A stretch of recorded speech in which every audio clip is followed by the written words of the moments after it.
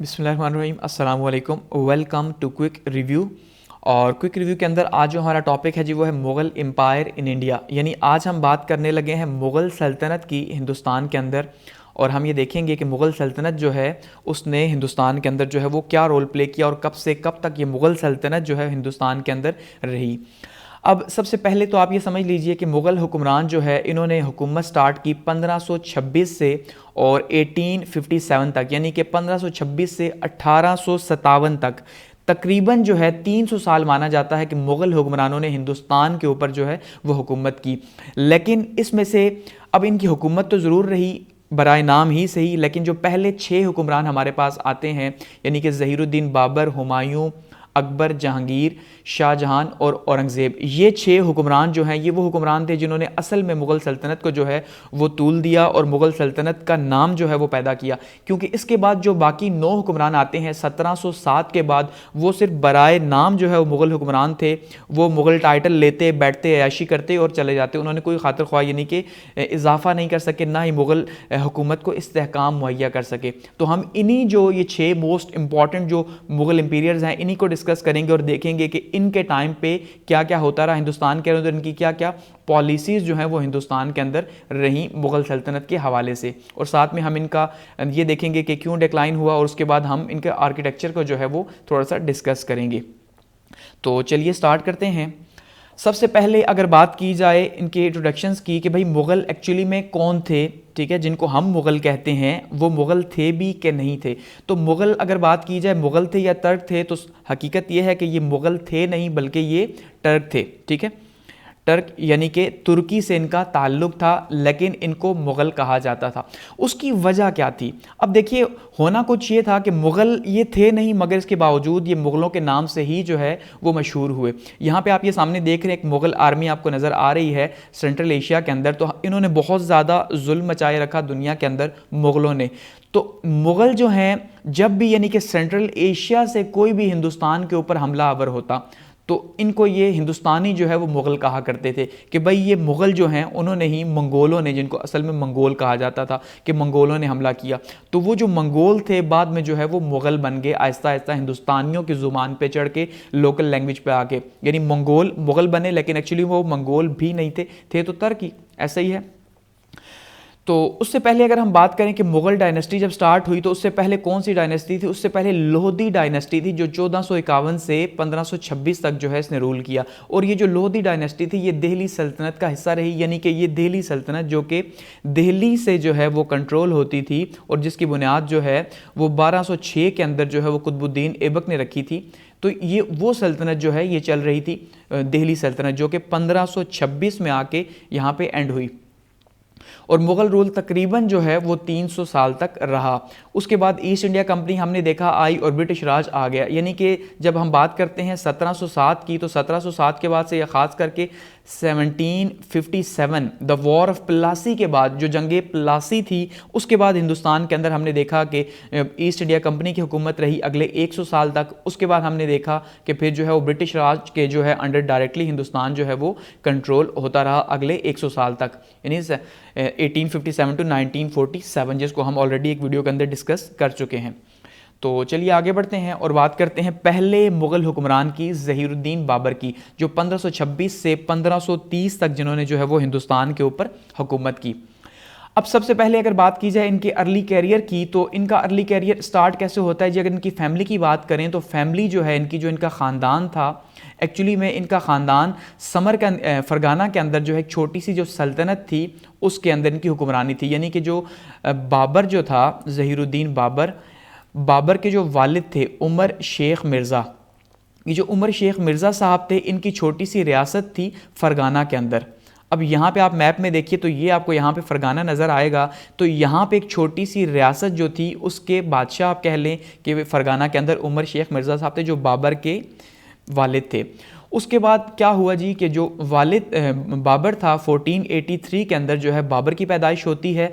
और जब 12 साल की बाबर की उम्र होती है तो इसके जो वालिद हैं उमर शेख मिर्ज़ा, इनका इंतकाल हो जाता है और बाबर को जो है वो फ़रगाना के तख्त पे बिठा दिया जाता है। यानी बाबर जो है वो फ़रगाना के तख्त पे कब बैठा?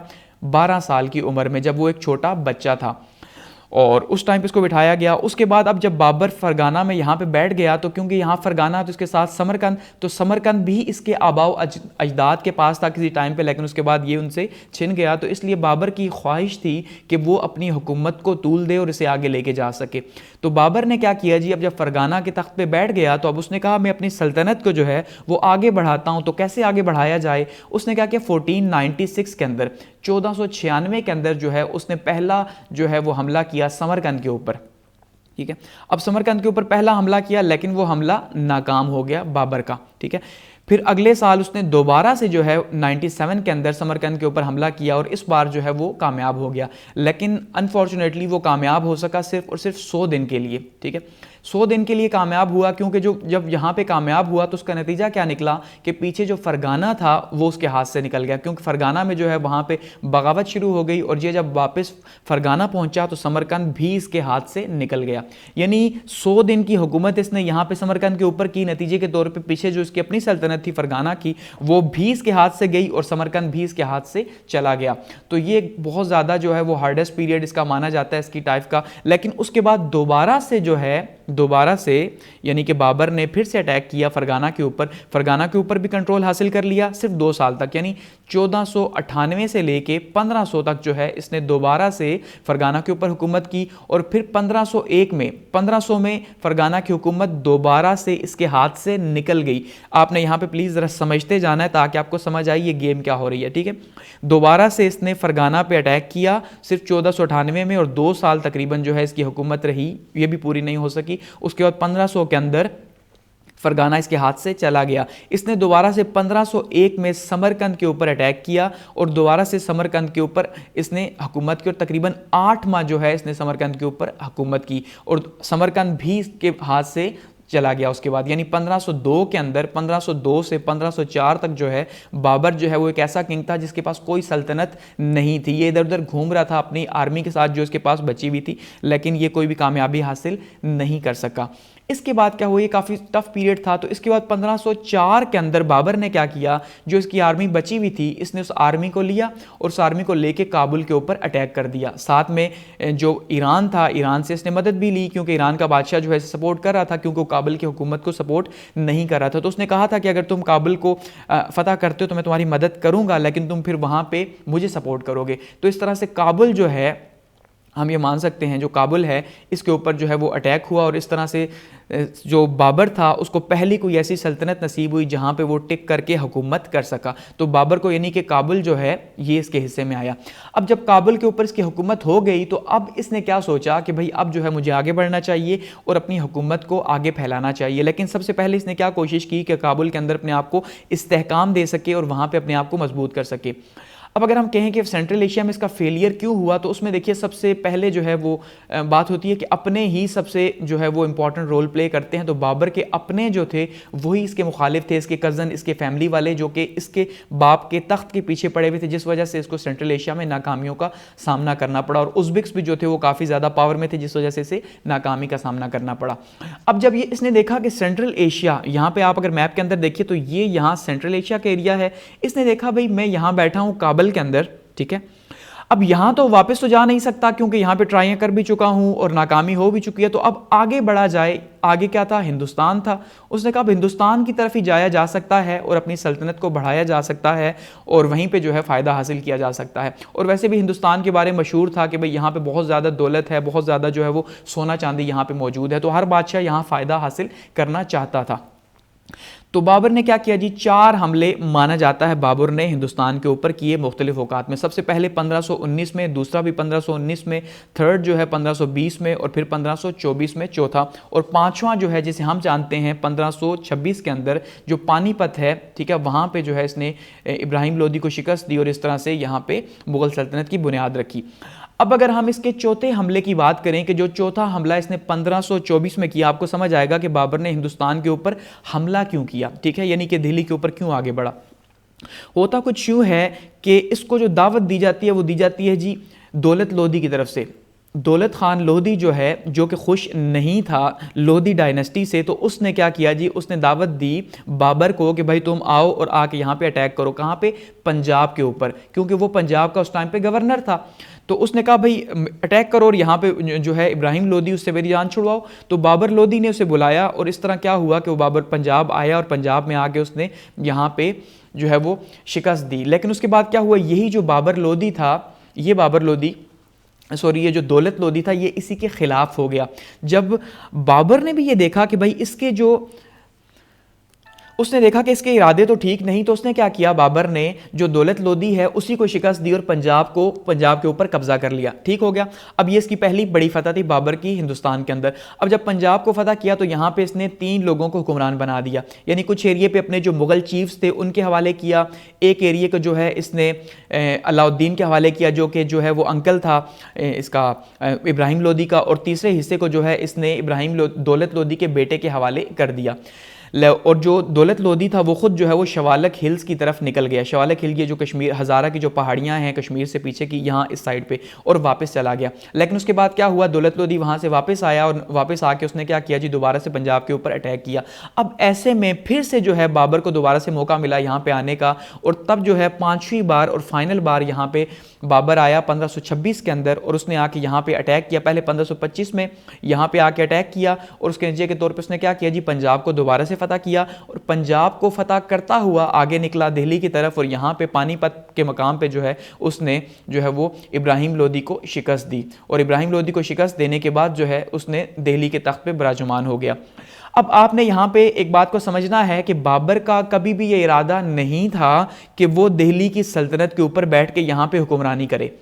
हमला अवर ज़रूर हुआ, अपनी सल्तनत ज़रूर बढ़ाना चाहता था, लेकिन दिल्ली के ऊपर बैठना नहीं चाहता था। ठीक है, बाबरनामा के अंदर खुद जो उसके व्यूज़ हैं हिंदुस्तान के बारे में वो काफ़ी नेगेटिव हैं। जैसे वो कहता है यहाँ पे गर्मी बहुत ज़्यादा होती है, काले लोग बहुत ज़्यादा हैं हिंदुस्तान के अंदर, यहाँ पे जो है जब पहाड़ आते हैं तो पहाड़ ही पहाड़ हैं, जब मैदान है तो मैदान ही है, क्योंकि सेंट्रल एशिया के अंदर तो ऐसा था नहीं जो बाबर को इस तरह से जो है फील होता। इस वजह से बाबर यहाँ पे कब्जा करने के इरादे से नहीं था कि मैं यहाँ पे हुकूमत करूँगा। लेकिन फिर जब उसने देखा कि भाई मेरे पास तो छोटी सी काबुल की सल्तनत है, यहाँ पे जो हिंदुस्तान है इतना बड़ा है और इतना अमीर मुल्क है, और सबसे बड़ी बात यहाँ पे छोटे छोटे इलाकों के अंदर ये तकसीम है, तो इसका मतलब इनके ऊपर हुकूमत करना बहुत ज़्यादा आसान है, ना ही इनकी आर्मी इतनी ज़्यादा एडवांस है जितनी कि मेरी है। तो ये बात जब उसने सोची तो उसने एक जो है वलवला खेज माना जाता है एक तकरीर की अपने जो उसके सिपाही थे, जनरल्स थे, उनके सामने कि भाई हम देखो वैसे ही ख्वाह मख्वाह में जो है वो ख्वार हो रहे हैं, तो उससे ये बेहतर है कि हम यहाँ पर हुकूमत करें। तो इस तरह से फिर क्या हुआ कि वो यहाँ पे हुकूमत करने के लिए बैठ गया दिल्ली के तख्त पे। अब लोधी डायनेस्टी चली गई क्यों, और जाने की वजह क्या थी कि उनकी एक तो हिकमत अमली बेहतर नहीं थी, दूसरा हर उरूज को जवाल है, तो इसी तरह से उनको जाना ही था। और नतीजे के तौर पे बाबर के पास जो आर्मी थी वो बहुत ज़्यादा डिसिप्लिन्ड आर्मी थी माना जाता है।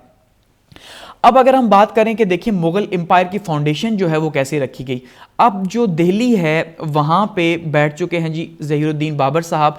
अब जब बाबर दिल्ली के ऊपर विराजमान होता है तो उसको क्या चैलेंजेस होते हैं। अब उसको एक तो आपने यहाँ पे समझना है कि एक सबसे बड़ा चैलेंज जो था वो था राजपूतों का, कि भाई अब जब तक राजपूत हैं, क्योंकि राजपूत कभी नहीं चाहते थे कि कोई बाहर से आके हिंदुस्तान के ऊपर हुकूमत करे, वो चाहते थे उनकी हुकूमत हो। और दूसरा जो सबसे बड़ा ख़तरा था वो जो इब्राहिम लोधी का जो ख़ानदान था, ठीक है, ये जो ख़ानदान था लोधी ख़ानदान, जो कि इस टाइम पे इस बिहार के इलाके में और बंगाल के इलाके में यहाँ पे मौजूद था, तो इससे ख़तरा था। अब इसका मतलब उसे इनको भी जो है वो दोबारा से शिकस्त देनी थी और इनके साथ भी निमटना था, ताकि वो अपने दिल्ली के तख्त को जो है वो मजबूत कर सके। और मज़े की बात यहाँ पे ये है कि अब जब राजपूतों के साथ इसकी जंग हुई तो ये वही राणा सांगा है, या जिसको संग्रांग सिम कहा जाता है, इसी संग्रांग सिम ने दौलत लोधी के साथ मिल के जो है वो बाबर को दावत दी थी हिंदुस्तान के ऊपर हमलावर होने की। गो कि इसका इरादा भी यही था कि भाई जब बाबर जो है वो अटैक करेगा दिल्ली सल्तनत के ऊपर, ठीक है, और इब्राहिम लोधी को शिकस्त होगी तो उसके बाद जो है हुकूमत इसके पास चली जाएगी। लेकिन जब बाबर ने इसके जो है वो इरादे देखे तो बाबर ने भी अपना इरादा बदल दिया, और इस तरह से राजपूतों के साथ जो है वो इसकी बैटल हुई, बैटल ऑफ खानवा, जो कि बहुत फेमस जो है वो बैटल है। और ये जंग जो है वो लड़ी गई, और 1527 के अंदर जो है ये बैटल ऑफ खानवा जो है वो लड़ी गई यहाँ पे। ये यहाँ पे अगर आप देखिए तो ये मेवाड़ का जो इलाका है, ये राजपूताना, ये पूरे का पूरा इलाका इनका है। तो यहाँ पे ये जंग जो है इस जगह पे लड़ी गई 1527 के अंदर, ठीक है। ये एक बहुत बड़ी जंग थी। और जब बाबर की आर्मी, माना जाता है कि जब राजपूतों के सामने पहुंची तो राजपूतों की आर्मी बहुत बड़ी थी, उसको देख के घबरा गई। तो बाबर ने यहाँ पे एक तकरीर की कि भाई देखो, हम मुसलमान हैं और ये हिंदू हैं, हमने यहाँ पे जो है वो मुसलमानों की जो है फतह दिलवानी है, हिंदुओं को जो है शिकस्त देनी है। तो ये कोई इस तरह की तकरीर करके उसने, और साथ में इरादा किया कि आज के बाद वो शराब नहीं पिया करेगा, ये भी उसने इरादा किया। और शराब का जो वेसल था, वो बोतल सी थी, वो उसको तोड़ दिया वहाँ पे। तो उसके बाद ये जंग लड़ी गई और नतीजे के तौर पे उन्हें कामयाबी हासिल हुई, यानी कि बाबर की फौज को।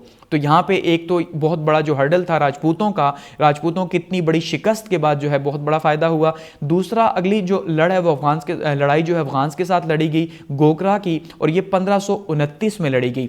अब जैसे मैंने कहा कि एक जंग जहाँ पे थी, अब ये दिल्ली की सल्तनत है, ठीक है। तो अब दिल्ली की सल्तनत को एक नुकसान जो है, एक साइड से थ्रेट था, दूसरा थ्रेट जो है वो इस साइड से यहाँ पे अफगानों की तरफ से था, यही जो बाबर लोधी जो थे।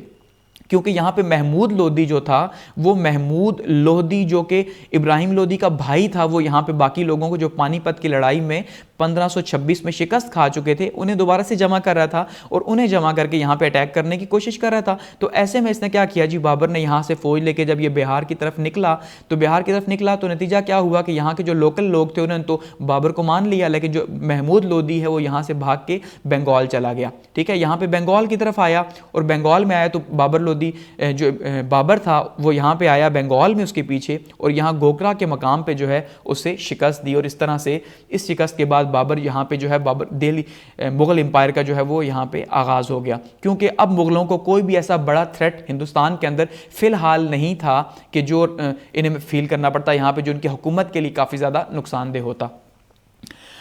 अब अगर देखें, बात ये देखें कि बाबर की कामयाबी क्यों हुई, तो उसमें सबसे इंपॉर्टेंट रोल उसके लीडरशिप का था, ठीक है जी। लीडर उसने बहुत इंपॉर्टेंट लीडरशिप प्ले की, अपने लोगों को उसने जो है वो इकट्ठा किया, उनको बताया इसकी इंपॉर्टेंस का कि भाई ये जो लड़ाई है, जो लड़े जा रहे हैं, ये कितनी इंपॉर्टेंट है। इसके अलावा मॉडर्न वॉरफेयर सिस्टम था, क्योंकि बाबर के पास जो सिस्टम था, जो आर्टिलरी थी, खास करके तोपखाना जो था, इससे पहले हिंदुस्तान के पास ये मौजूद नहीं था। तो तोपखाना ने बहुत अहम किरदार अदा किया बाबर की जो है वो कामयाबी में।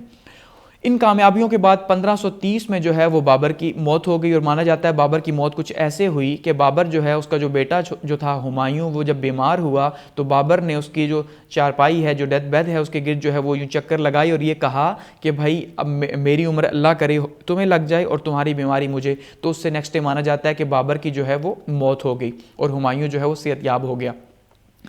अगर बात करें कि बाबर के व्यूज़ क्या थे इंडिया के बारे में, जैसे मैंने कहा कि बाबर कभी भी हिंदुस्तान के ऊपर हुकूमत नहीं करना चाहता था, यहाँ के मौसम की वजह से, आबो हवा की वजह से, यहाँ के लोगों की वजह से।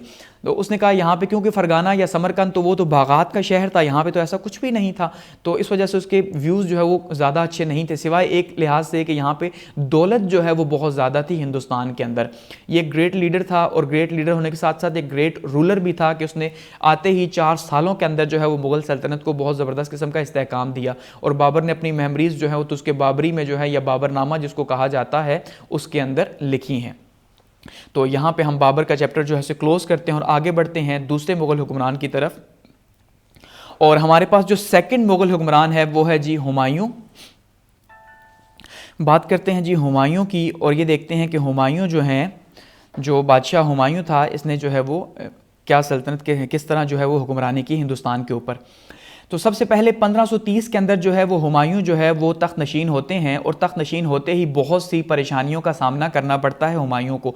अब परेशानियों का सामना क्यों करना पड़ता है, देखिए, अब जब बाबर जो है उसने एक सल्तनत की बुनियाद रखी, तो बाबर ने सल्तनत की बुनियाद रखी, एक नई सल्तनत थी, एक ऐसी सल्तनत जहाँ पे अभी अभी जो है वो राजपूतों को शिकस्त दी गई थी एक साइड पर, और दूसरी साइड पर जो है वो अफगान मौजूद थे और उनको शिकस्त दी गई थी। शिकस्त तो दी गई थी, लेकिन इसका मतलब ये हरगिज़ नहीं था कि अब अफगान भी सुकून से बैठ जाएंगे या राजपूत जो हैं वो अब कुछ नहीं करेंगे। इसका मतलब ये चैलेंजेस मौजूद थे हुमायूं के लिए। और सबसे बड़ी बात कि हुमायूं जो है वो खुद, अगर उसकी पर्सनैलिटी की बात की जाए हिस्टोरियंस के मुताबिक, तो हुमायूं खुद एक जो है वो प्लेयर सीकर था या सुकून की तलाश में था। वो उसकी पर्सनैलिटी ही ऐसी नहीं थी बाबर की तरह की कि वो जंगें करता, क्योंकि वो जंगों से कतराया करता था और बहुत ज़्यादा जो है वो हमदर्द था, और यही बात हुमायूं को बहुत ज़्यादा नुकसान भी पहुंचाया इस वजह से। तो हुमायूं जो है वो बहुत ज़्यादा लड़ाइयों वाला जो है वो बादशाह नहीं था, लेकिन उसे फिर भी बहुत सी लड़ाइयाँ करनी पड़ी, क्योंकि जब भी वो लड़ाई करता था तो वो कच्चे दिल से करता था, पक्के दिल से नहीं करता था। तो इस वजह से जो है उसे काफ़ी ज़्यादा चैलेंजेस का सामना करना पड़ा। तो इसीलिए जो है हुमायूं की पर्सनैलिटीज़ को डिफरेंट जो हिस्टोरियंस हैं उन्होंने डिफरेंट तरीके से जो है वो डिस्क्राइब किया। तो अब एक तो उसको जो चैलेंजेस थे यानी जो मुश्किलात थी, देखिए उन मुश्किलात में सबसे जो ज़्यादा मुश्किल थी उसे अपने भाइयों की तरफ से थी, और इसका ऊपर से क्योंकि ये सबसे बड़ा था तो उसका रवैया भी ऐसा था अपने भाइयों के साथ कि भाई जो है वो ज़्यादा आज़ाद ख्याल हो गए। जैसे कि एक भाई को जब इसने काबुल और कंधार दिया, ठीक है, तो काबुल और कंधार की जो सल्तनत है उसके बाद उसने पंजाब को भी फतह किया और पंजाब को फतह किया, लेकिन इसके बावजूद जो है इसने अपने भाई को बर्दाश्त किया। तो इसी तरह से इसकी जो फैमिली थी, फैमिली भी जो है उसमें से बहुत ज़्यादा ऐसे लोग थे जो ये चाहते थे कि भाई ये हुक्मरान न बने। पॉलिटिकल इंस्टेबिलिटी थी पूरे के पूरे हिंदुस्तान के अंदर, या खास करके जो मुगल एम्पायर जो जहाँ पे भी नई नई जो वजूद में आई थी, तो ये पूरे का एरिया जो है यहाँ पे हम मान सकते हैं काफ़ी ज़्यादा मुश्किलात थी फ़िलहाल दिल्ली के गिरदोनवा में।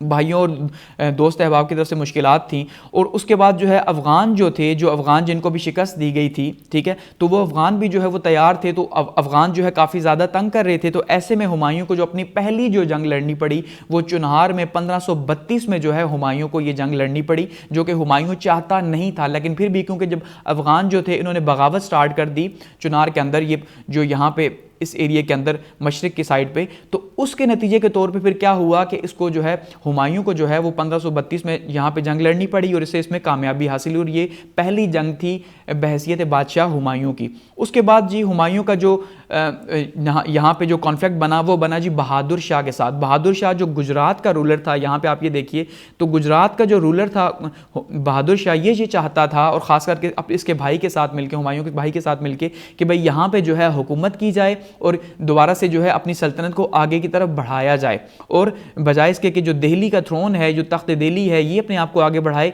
गुजरात के लिहाज से यहाँ पे ये चाहता था बहादुर शाह कि ये अपने आप को आगे बढ़ाए गुजरात में। ऐसे में क्या हुआ जी, और ख़ास करके ये बागी जो हैं, बागियों को भी अपने पास ये पनाह दे रहा था बहादुर शाह, तो हुमायूं को फिर जो है इसकी तरफ आना पड़ा। ये जो जंग जो अभी इसने अफ़गान के साथ लड़ी थी 1532 में, इसको फ़िलहाल अधूरा ही छोड़ा कामयाबी के बाद। उसके बाद ये यहाँ पे पहुँचा गुजरात में, और यहाँ पे इसको कामयाबी मिली।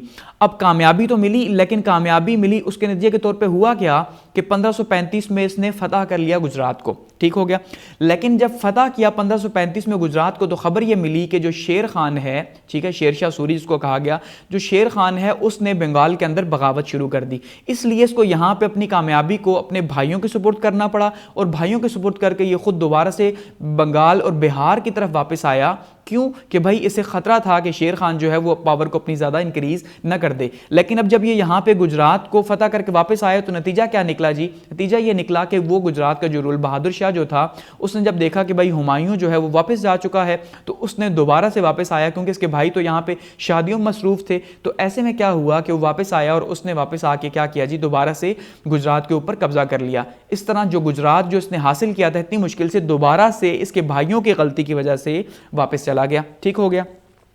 अब अगर आगे देखें, जब ये वापस आया बंगाल के अंदर, शेर खान के साथ इसका मुकाबला हुआ, तो शेर खान, अब यहाँ पे शेर खान ने स्टार्ट में तो इसकी जो है तात को कबूल किया, और साथ में जो बंगाल का रूलर था, अगर यहाँ पे देखिए ये बिहार में जिसको उस टाइम पे शेर सराम कहा जाता था, ठीक है, तो यहाँ पे शेर खान मौजूद था, उसने इसकी इताअत को कबूल किया स्टार्ट के अंदर, और साथ में फिर ये बंगाल की तरफ गया जंग लड़ने के लिए। जब बंगाल की तरफ हुमायूं जंग लड़ने के लिए आया, तो शेर शाह ने क्या किया, बंगाल और बिहार का जो इलाका है यहाँ इस एरिया के अंदर अपने आप को स्ट्रॉन्ग करना शुरू कर दिया कि भाई फ़िलहाल जब वो जंग में मसरूफ़ है, जब तक तो मैं यहाँ पर ख़ुद को मसरूफ़ करूँ। जब बंगाल की जंग से फारिग हुआ हुमायूं, ठीक है, तो नतीजा क्या निकला कि जो शेर शाह था वो बहुत ज़्यादा मजबूत हो चुका था, और शेर शाह ने दोबारा से जो है वहाँ पर बगावत कर दी। ऐसे में चौसा के मकाम पे 1539 के अंदर जो है वो शेर शाह और हुमायूं के बीच में लड़ाई हुई, और इस लड़ाई के नतीजे के तौर पे शेर शाह को कामयाबी हासिल हुई और हुमायूं को यहाँ पे शिकस्त का सामना करना पड़ा। यहाँ पे ये एक छोटा सा वाक़या है निज़ाम सिक्का का, कि जब हुमायूं चौसा में यहाँ पे दरिया क्रॉस कर रहा था, तो ऐसा हुआ कि हुमायूं जो है वो दरिया में डूबने लगा, तो एक निज़ाम सिक्का नामी शख्स जो था उसने उसे बचाया, और फिर निज़ाम सिक्का को बचाने के सिले के तौर पे 2 दिन का बादशाह बनाया गया। अक्सर हमने कहानियों में सुना है, तो ये रियल में भी ऐसा हुआ कि हुमायूं ने 2 दिन के लिए एक शख्स को अपनी ज़िंदगी बचाने के एवज़ जो है वो बादशाह बनाया, और सबको कहा कि इसके सामने जो है वो इसकी इताअत करे और 2 दिन तक इसके हर ऑर्डर को माने। उसके बाद क्या हुआ जी, जब ये बिहार से इसको यहाँ पे चौसा के मकाम पे शिकस्त हुई हुमायूं को, तो हुमायूं चौसा से सीधा वापस पलटा और कन्नौज के मकाम पे 1540 में दूसरी बार इसको सामना करना पड़ा शेरशाह की फौज का, और यहाँ पे इसे दोबारा से शिकस्त हो गई और हुमायूं जो है वहाँ से भाग के पहले सिंध और उसके बाद जो है वो पर्शिया यानी ईरान चला गया। देखिए अगर यहाँ मैप में आप देखिए तो यहाँ पे जब इसकी लड़ाई होती है शेर खान के साथ चौसा के मकाम पे, उसके बाद ये यहाँ से वापस पलटता है और वापस पलट के यहाँ पे कन्नौज में इस जगह पे दोबारा से जो है 1540 के अंदर जो है इसकी लड़ाई होती है शेरशाह के साथ, और शेरशाह यहाँ पे से शिकस्त देता है और यहाँ से ये भागता है और पहले तो आता है जी सिंध, ठीक है, यहाँ पे ये सिंध है, और उसके बाद यहाँ से ईरान चला जाता है अपनी जान बचाने के लिए, और शाह ईरान से जो है वो मदद तलब करता है, क्योंकि पहले यहाँ पे सिंध के अंदर रह के इसने काफ़ी कोशिश की लेकिन यहाँ पे से कामयाबी हासिल नहीं हो रही, और यहाँ पे सिंध में ही उमरकोट का जो किला है यहाँ पे अकबर की पैदाइश हुई, तो ये अकबर को यहाँ पे छोड़ के उसके बाद जोधा भाई के साथ ये वहाँ से गया, और वहाँ पे ईरान के अंदर उस टाइम पे जो है वो शाह तहमासब जो है उसकी हुकूमत थी, तो वहाँ से उसकी मदद की अपील की वहाँ से, और शाह तहमासब जो था इस बंदे ने मदद की हामी भर ली, लेकिन 3 शराइत के ऊपर। इसने कहा मैं तुम्हारी मदद तो करूँगा लेकिन शर्त नंबर 1 ये है कि तुम खुद जो है वो शिया मसलक इख्तियार करोगे, ठीक है, दूसरा ये है कि तुम शिया को जो है वो प्रमोट करोगे हिंदुस्तान के अंदर, यानी शिया मजहब को हिंदुस्तान के अंदर प्रमोट करोगे, और तीसरा तुम मेरे नाम के ऊपर हुकूमत करोगे। अब हुमायूं उस टाइम पे वो कहते हैं ना मरता क्या ना करता, तो हुमायूं को ये मानना ही पड़ा, और नतीजे के तौर पे उसने फिर दोबारा से जो है शाह ईरान की मदद से जो है वो जो अपनी सल्तनत उससे गई हुई थी उसको हासिल करना शुरू किया। पहले कंधार को हासिल किया, फिर काबुल को हासिल किया, उसके बाद करते करते 1555 में इसने जो है यहाँ पे सरहिंद के मकाम पे शिकस्त दी, शेरशाह के जो इसका जानशीन यहाँ पे बाकी मौजूद था उसे शिकस्त दी, और उसके बाद 1556 में जो है दोबारा से इसने हुकूमत की, ठीक है, 1556 में, लेकिन अनफॉर्चुनेटली 1555 से 56 तक सिर्फ 1 साल इसकी हुकूमत हो सकी, और 1556 में इसका इंतकाल हो गया, और उसके बाद जो है वो अकबर की हुकूमत स्टार्ट हुई। अब इससे पहले आप देखिए, अब हमने बात की हुमायूं की, तो हुमायूं का जो कॉन्फ्लिक्ट रहा वो रहा शेरशाह के साथ, शेरशाह के साथ या शेरशाह सूरी के साथ जो है इसका कॉन्फ्लिक्ट रहा। तो अब वो जो कॉन्फ्लिक्ट रहा तो शेरशाह ने भी 5 साल जो है वो हिंदुस्तान के ऊपर हुकूमत की, और ये 5 साल बहुत अहम थे, यानी माना जाता है कि 300 साल मुगलों के एक साइड पे और ये 5 साल एक साइड पे, इसलिए हम जो है नेक्स्ट में अभी शेरशाह को भी साथ में डिस्कस करते चले जाएंगे। आगे बढ़ते हैं, तो ये मुगल रूलर तो नहीं लेकिन ये हिंदुस्तान का जो है ये रूलर ज़रूर था शेरशाह सूरी। 1539 या 1540 से लेके 1545 तक 5 साल जो है शेरशाह सूरी ने जो है वो हिंदुस्तान के ऊपर हुकूमत की। और सबसे पहले अगर बात करें कि इसका नाम जो है वो शेरशाह सूरी क्यों पड़ा, तो उसकी वजह ये थी कि जब अगर पैदाइश की बात की जाए तो शह सनाम के अंदर जो है उसकी पैदाइश हुई। शह सनाम यानी कि जिसको बिहार कहा जाता है, अभी बिहार के अंदर हुई, और इसका जो नाम था वो था फरीद खान इसका असल नाम था। इसने जब बिहार या शहसराम का जो गवर्नर था उसके साथ जब वो शिकार पे गया तो वहाँ पे शेर को जो है उसको बचाने के लिए शेर को अपने हाथों से खाली हाथों से मारा जाता है माना, जिस वजह से इसका जो लक़ब पड़ा वो शेरशाह बना। और जब ये हिंदुस्तान का बादशाह बना तो उसके बाद इसने जो है वो शेरशाह का लक़ब इख्तियार किया। ठीक हो गया। अब शेरशाह की अगर बात की जाए तो शेरशाह जो है 1527 में इसने क्या किया जी, इसने बाबर की सर्विस के अंदर भी रहा, यानी 1 साल जो है ये ज़हीरुद्दीन बाबर जो है उसकी सल्तनत के अंदर भी रहा, और इसने मुग़लों की कमज़ोरियाँ भी तमाम की तमाम देख ली थी, और ख़ुद ये बहुत ही ज़्यादा काबिल था, ख़ास करके क्योंकि इसकी जो सगी माँ थी, माना जाता है उसकी वफ़ात के बाद इसकी जो सौतेली माँ थी उसने इसके साथ काफ़ी ज़्यादा जुल्म किया। तो जो फरीद था ये अपना घर बार छोड़ के चला गया था, ठीक है, और उसने अपनी वहाँ पर बाहर एजुकेशन कंप्लीट की और अपने आप को काबिल किया। और जब ये दोबारा वापस आया तो इसने, इसका जो बाप था उसकी जागीर थी, जरा बातों को आपने समझना है, बाप जागीरदार था, तो बाप ने अपनी जागीरों का इंचार्ज जो है वो बना दिया था शेरशाह को। तो शेरशाह जो है उसको जागीरों का कंट्रोल बहुत अच्छे से आ गया, उसने वहाँ पे दोबारा से पैमाइश करवाई, वहाँ पे टैक्स जो है मुकर्रर किया, तो बहुत मतलब अपनी जागीरों का बहुत बेहतर इंतजाम किया। गो कि जो उसकी सौतेली जो माँ थी उसको ये बात कबूल नहीं थी, इसलिए उसने दोबारा से इसके बाप से कह के इसे बेदखल करवा दिया, और ये जो है दोबारा से वापस गया और बिहार का जो बादशाह था उसके यहाँ मुलाजिम हो गया और उसके बेटे का टीचर बना। लेकिन वहाँ से भी इसको बाद में निकाल दिया गया क्योंकि इसकी काबिलियत से लोग ज़्यादा जलते थे, इस वजह से जो है फिर जो है ये जब यहाँ पे बाबर की सर्विस के अंदर आया 1527 पे, तो मुग़लों ने इसकी मदद की इसके बाप की जागीर को हासिल करने के लिए, बाप की वफात के बाद। और 1528 में इसने क्या किया जी, अपनी सल्तनत को, अपनी जागीर को वापस हासिल कर लिया। उसके बाद ये डिप्टी बना बिहार के गवर्नर का दोबारा से। फिर जब बिहार के गवर्नर का इंतकाल हुआ तो उसकी जो बीवी थी, जो बेवा थी, यानी कि उस बेवा ने इसे डिप्टी बना दिया, अपने नाम के ऊपर हुकूमत की। और उसके बाद इसकी हुकूमत फैलती गई। फिर इस तरह से बंगाल के ऊपर भी इसका कब्जा हुआ, क्योंकि बंगाल के अंदर भी जो है वो बादशाह की वफात हुई तो उसकी जो तो उसके बाद ये बिहार का यानी पूरा इलाका और बंगाल का पूरा इलाका जो है ये इसके कब्ज़े में आ गया। और साथ में जो चुनार था, यहाँ पे बिहार और बंगाल के साथ का ये जो एरिया है, यहाँ पे भी इसकी हुकूमत होगी, क्योंकि चुनार का जो किला है वहाँ पे भी इसने कब्ज़ा किया और वहाँ की जो महारानी थी उसके साथ इसने शादी कर ली। तो शादी के तौर पर अब ज़ाहिरी बात है, अब इसके पास सारा कंट्रोल आ गया, तो ये एरिया इसके पास था।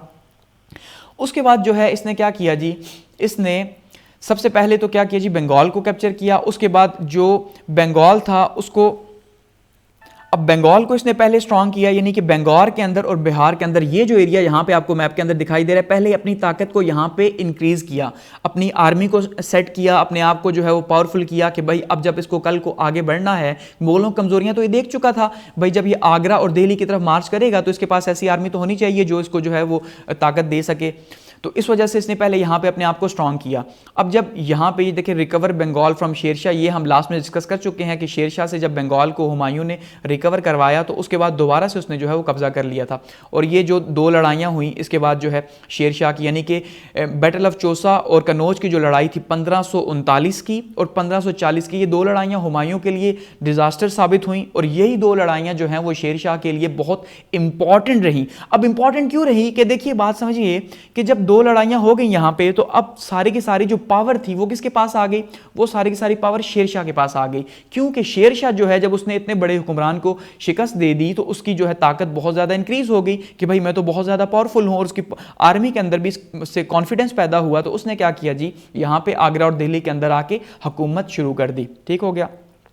उसके बाद इसने पंजाब के ऊपर हमला किया और पंजाब को जो है फतह किया, क्योंकि पंजाब में यहां पे जो गखड़ थे इनसे बहुत ज़्यादा ख़तरा था, गखड़ों से वो काफ़ी ज़्यादा तंग करते थे, तो इस वजह से वो दिल्ली की हुकूमत को मानते भी नहीं थे। तो इसमें गखड़ों को शिकस्त तो नहीं दे सका शेरशाह, लेकिन ये है कि वहाँ पे जो है काफ़ी ज़्यादा इनको परेशान किए रखा। और उसके बाद पंजाब से वापसी के बाद इसने रोहतास फोर्ट वहाँ पे बनवाया। ठीक है जी, जो राजा टोडरमल ने इसके कहने पे बनाया था। तो रोहतास फोर्ट जो आज भी झेलम में आपको पता है कि मौजूद है, वहाँ पे वो गखड़ों से सेफ्टी के लिए जो है वो वहाँ पर बनाया गया था कि भाई वहाँ पर उनके ऊपर चेक एंड बैलेंस रखा जा सके। उसके बाद अगर हम बात करें राजपूताना के अंदर जो इनकी कामयाबियां थी, यानी ये जो राजपूताना है ये एरिया यहाँ पे मैप के अंदर अगर आप देखें तो यहाँ पे अगर इनकी कामयाबियों की बात करें, क्योंकि अब हुकूमत बन बैठा तो अब अगला चैलेंज फिर से वही था, राजपूतों का चैलेंज था। तो यहाँ पे मालवा में सबसे पहले कामयाबी हासिल की। ठीक है जी, मालवा का किला फतह किया। ठीक है, और उसके बाद जो है राइजन फोर्ट, पूरन माल, यहाँ पे पूरन माल को शिकस्त दी राइजन फोर्ट के अंदर, इसी राजपूताना के अंदर। उसके अंदर जोधपुर के अंदर जो है यहाँ पे ये देखिए, ये यहाँ पे मारवर के ऊपर जो है ये जोधपुर है, तो यहाँ जोधपुर को जो है यहाँ इसका किला फतह किया। और उसके बाद कलिंजर का जो है वो 1545 में किला फतह किया। ठीक है, लेकिन इसी कलिंजर के किले के दौरान जो है एक बम फटा, तो बम फटने से जो है शेरशाह बहुत ज़्यादा ज़ख्मी हो गया, और ज़ख्मी होकर जब इसे कैंप में ले जाया गया तो उसके बाद इसकी वहाँ पर वफ़ात हो गई। तो यानी कि इसने राजपूतों को भी जो है यहाँ पर काबू तो कर लिया, लेकिन उसके बाद जो है इसकी खुद अपनी जो है वो वफ़ात हो गई। तो एक बहुत शानदार किस्म का वॉरियर था।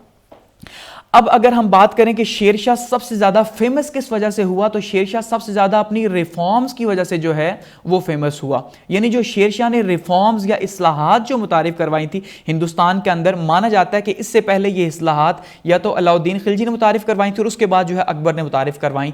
तो ये इसी वजह से इसको कहा जाता है कि भाई ये फॉरेनर ऑफ अकबर है, क्योंकि जो अकबर ने इतनी बड़ी जो सल्तनत संभाली और जो इतना नाम पैदा किया, तो उसके पीछे जो रिफॉर्म्स थी वो शेरशाह की मौजूद थी। और शेरशाह पहले एक ग्राउंड बना के दे जा चुका था मुगल हुक्मरानों को कि अब वो जब आएंगे तो ये जो 300 साल की हुकूमत इन्होंने की, तो वो इसी वजह से की क्योंकि शेरशाह जो है उसने यहाँ पे बहुत बेहतर जो है वो इंतज़ाम कर दिया था हिंदुस्तान के अंदर।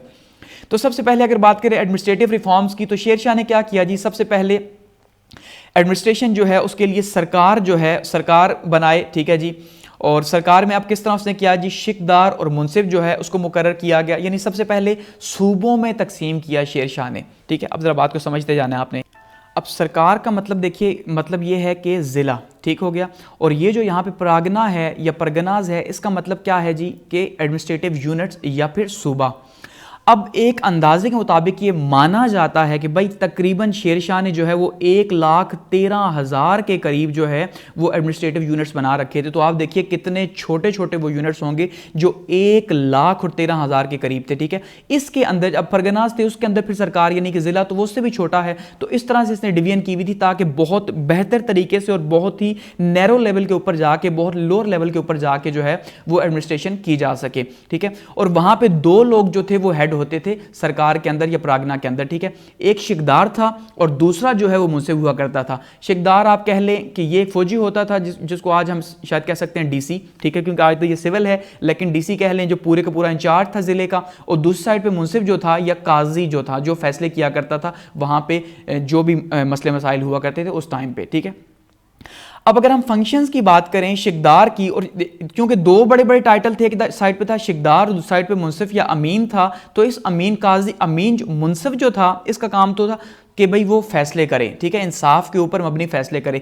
अब ये जो अमीन था, शिकदार जैसे मैंने कहा वो डीसी है, वो उस टाइम पे आर्मी का था यानी कि फौजी हुआ करता था।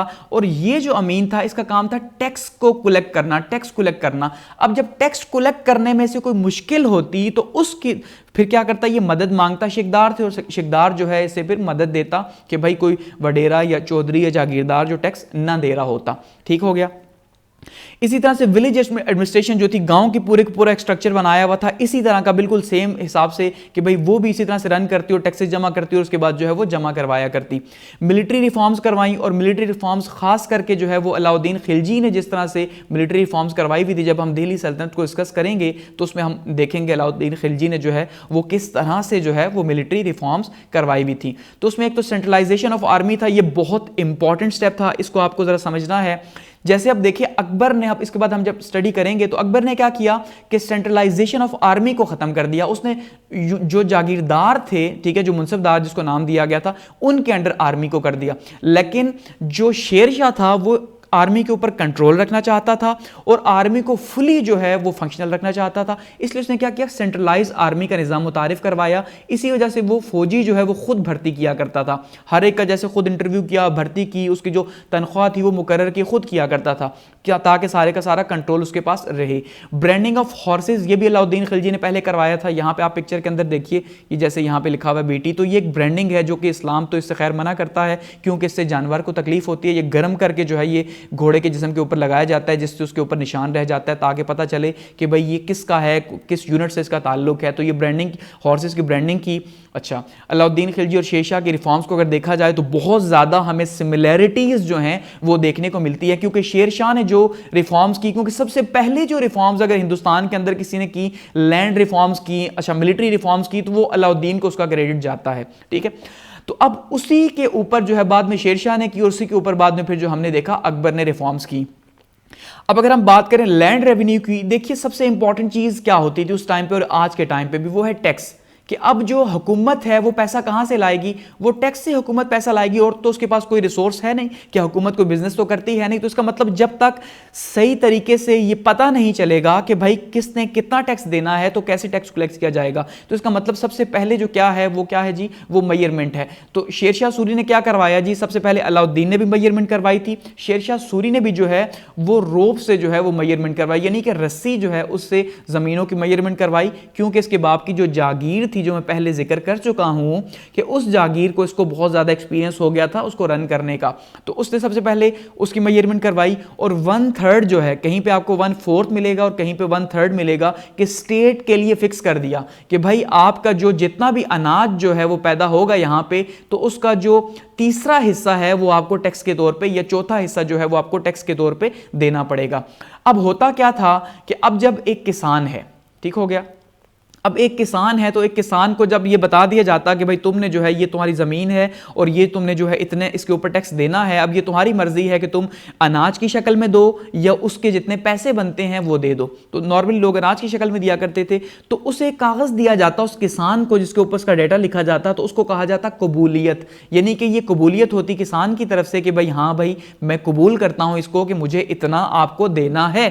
और ये जो कबूलियत थी ये किसके पास चली जाती, बादशाह के पास चली जाती, क्योंकि वो कबूल करता, और उसके रिटर्न के तौर पे जो बादशाह है या जो बंदा वहां पे मौजूद होता, जो ऑफिसर होता, वो एक पट्टा देता, एक रसीद दिया करता था, ठीक है, जिसको पट्टा कहा गया। वो रसीद किसान के पास चली जाती, यानी कि ये एक ड्यूल एग्रीमेंट आप इसको कह लें। अब जरा देखिए ड्यूल एग्रीमेंट कि एक साइड से जब जिस बात के ऊपर किसान से हामी ली जा रही है वो कागज जो है कबूलियत है, और वो चला गया जी उस टैक्स रेवेन्यू ऑफिसर के पास, और दूसरा टैक्स रेवेन्यू ऑफिसर जो उसको दे रहा है पट्टा इन रिटर्न के भाई ये तुम्हारे पास भी सबूत रहे कि भाई हमने तुमसे इतना लेना है, ये तुम अपने पास रखो, ठीक है।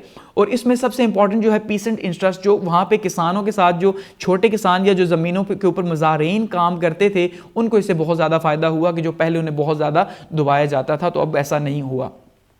इसी वजह से जो शेर शाह है उसने ऑर्डर किया हुआ था कि भाई आप जब टैक्स को फिक्स करें तो तब तो आप जो है वो नर्म हाथ रखें, लेकिन जब टैक्स लेना हो तो फिर आपने जो है वो सख्ती करनी है, और जितनी सख्ती कर सके आपने करनी है कि आपने किसी को टैक्स खाने नहीं देना। लेकिन ऐसा भी नहीं था कि इतना जालिम था हम ये कहें कि भाई उसने जो है इंसाफ नहीं किया, नहीं, बहुत ज़्यादा इंसाफ पसंद था। अगर कभी जो है वो काट पड़ा या फिर कभी जो है वो बारिशें बहुत ज़्यादा हो गई या कम हो गई तो उस हिसाब से सेटिंग्स भी होती थी। इसके अलावा करेंसी जो है वो इंट्रोड्यूस कराई, गोल्ड कॉपर कॉइन्स जो है वो इंट्रोड्यूस करवाए। अच्छा जी, टैरिफ हर चीज़ का फिक्स रेट फिक्स कर दिया, जैसे अलाउद्दीन ने किया था। अलाउद्दीन ने तो बहुत आगे जाके रेट को फिक्स किया, लेकिन इसने जो है इसने भी रेट फिक्स किया। अच्छा जी, और ओप्रेसिव जो टैक्सेस थे उसको ख़त्म कर दिया, जो कि ज़्यादा जो है वो लगाए जाते थे बादशाह की तरफ से टैक्सेस, अपनी जो ख़जाना है उस ख़जाने को भरने के लिए वो जो है टैक्सेस का खात्मा किया शेरशाह सूरी ने। तो हम ये कह सकते हैं कि जो शेरशाह सूरी की जो एडमिनिस्ट्रेशन थी वो बहुत शानदार किस्म की एडमिनिस्ट्रेशन थी, और ये बहुत शानदार किस्म का जो है वो हिंदुस्तान के ऊपर हुक्मरान गुजरा जिसने कि बहुत ज़बरदस्त किस्म की हुकूमत की।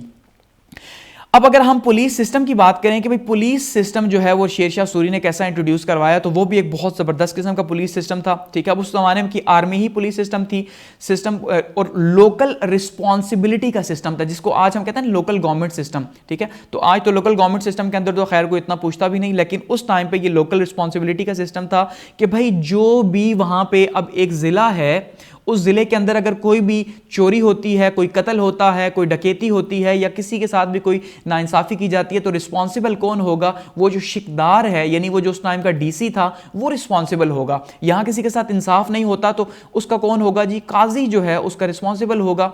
इसी तरह से किसी टैक्स नहीं लिया जाता तो अमीन जो है वो उस टाइम पे होगा। अब ये तो टॉप लेवल के थे, इनके नीचे क्लर्क्स थे और बहुत ज़्यादा जो है वो बाकी भी लोग मौजूद थे जो कि पूरी की पूरी एडमिनिस्ट्रेशन को रन करते थे।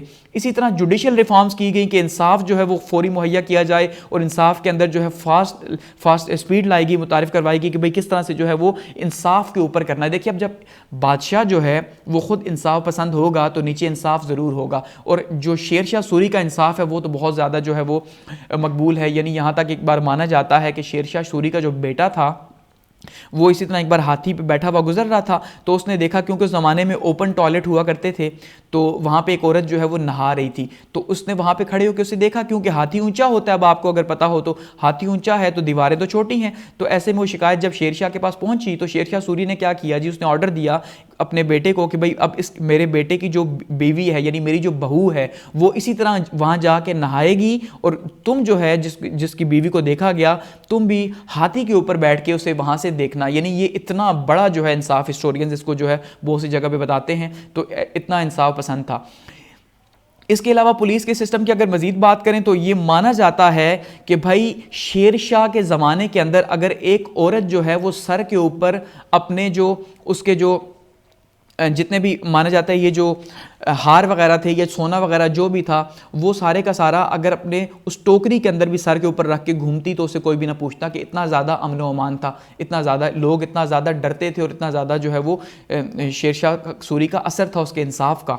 इसी तरह से अगर पब्लिक वर्क्स की बात की जाए, क्योंकि ये एक वेलफेयर स्टेट जो है, ये फलाही रियासत जो है चलाई थी, शेरशाह सूरी ने चलाने की कोशिश की, तो उसमें रोड्स बनाए गए और बहुत ज़्यादा रोड्स, खास करके जो जीटी रोड है, ठीक है जी, ग्रैंड ट्रंक रोड, तो जीटी रोड जो है वो मुतारिफ करवाया गया। यहाँ पे आप इस पिक्चर में देखिए सबसे बड़ा जो जीटी रोड था वो कलकत्ता से लेके और पेशावर तक का था। 4 बड़ी सड़कें बनवाई जीटी रोड की, जिसमें से एक जो है वो ये था, ये बिल्कुल कलकत्ता, दिल्ली और उसके बाद जो है ये आप यहाँ देखिए पेशावर तक आज भी ये जीटी रोड जो है वो मौजूद है। इसी तरह से सराइज बनवाई, क्योंकि जो उस ज़माने में जो लोग सफ़र किया करते थे तो हर 5 किलोमीटर के बाद माना जाता है, 2.5 मील या 5 किलोमीटर के बाद जो है ये एक सराय होती जहाँ पे उनको खाना मुहैया किया जाता मुसाफिरों को, ठीक है, और मुफ्त उनके जो है उस टाइम पे खाना मुहैया किया जाता था।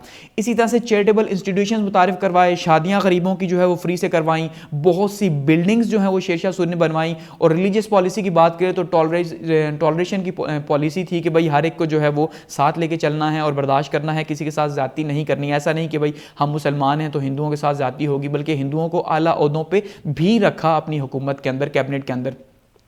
शेरशाह सूरी की अगर बात करें कि वो कैसा शख्स था, उसने क्या देखा, तो सबसे इंपॉर्टेंट चीज़ क्या है जी, जो उसका जो जनरल और एज ए एडमिनिस्ट्रेटर जो है अगर हम बात करें तो वो बहुत ज़बरदस्त किस्म का, बहुत शानदार किस्म का एडमिनिस्ट्रेटर था। अगर हम जनरल बात करें तो एक बहुत शानदार किस्म का एडमिनिस्ट्रेटर था। हिंदुस्तान में माना जाता है कि शेरशाह सूरी जैसा जो है वो एडमिनिस्ट्रेटर पैदा नहीं हुआ और ना ही किसी ने देखा। जितनी रिफॉर्म्स इसने 5 सालों के अंदर करवाई, इतनी मुगल 300 सालों के अंदर ना करवा सके। अकबर का फॉरेनर था, क्योंकि अकबर ने जितनी हुकूमत की और जो कुछ किया वो सारे का सारा आप मान लीजिए कि शेरशाह सूरी के ही रिफॉर्म्स के ऊपर सारा कुछ किया। एक्स्ट्राऑर्डिनरी जीनियस था, ठीक है जी। और उसके बाद जो है वो अगर बात की जाए तो इसको रिप्लेस किसने किया, इस्माइल शाह ने किया, उसके बाद आदिल शाह ने किया, लेकिन ये जो है काबिल नहीं थे, ना अहल थे। तो ना अहल होने की वजह से नतीजा क्या निकला कि हुमायूं जो है वो 1555 के अंदर दोबारा से वापस लौट आया आदिल शाह को शिकस्त दे के।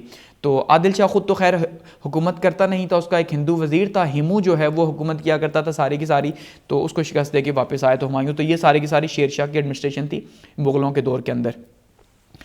आगे बढ़ते हैं और बात करते हैं अकबर द ग्रेट की। तो मोहतरम अकबर साहब की बात करते हैं कि अकबर जो है उसने किस तरह से हुकूमत की और क्यों जो है वो अकबर इतना ज़्यादा फेमस हुआ वर्ल्ड हिस्ट्री के अंदर या मुग़ल हिस्ट्री के अंदर, कि उसने क्या जो है ऐसा कारनामा किया।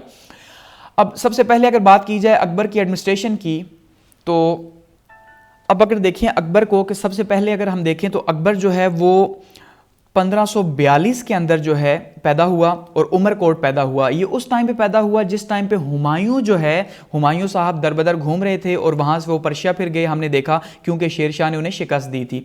तो इसका मतलब ये अकबर जो पैदा ही हुआ ये जंगों के हालात में पैदा हुआ और ऐसे हालात में पैदा हुआ कि जब इसके बाप के पास सल्तनत भी मौजूद नहीं थी। लेकिन फिर हमने देखा कि 1555 के अंदर जो है दोबारा से जब हुमायूं ने सर हिंद के अंदर आके जो है वो फतह हासिल की और दोबारा से 1 साल तक हुकूमत की, तो उस टाइम पे जिस टाइम पे 1556 में हुमायूं की वफ़ात हुई तो अकबर की उम्र थी 13 साल।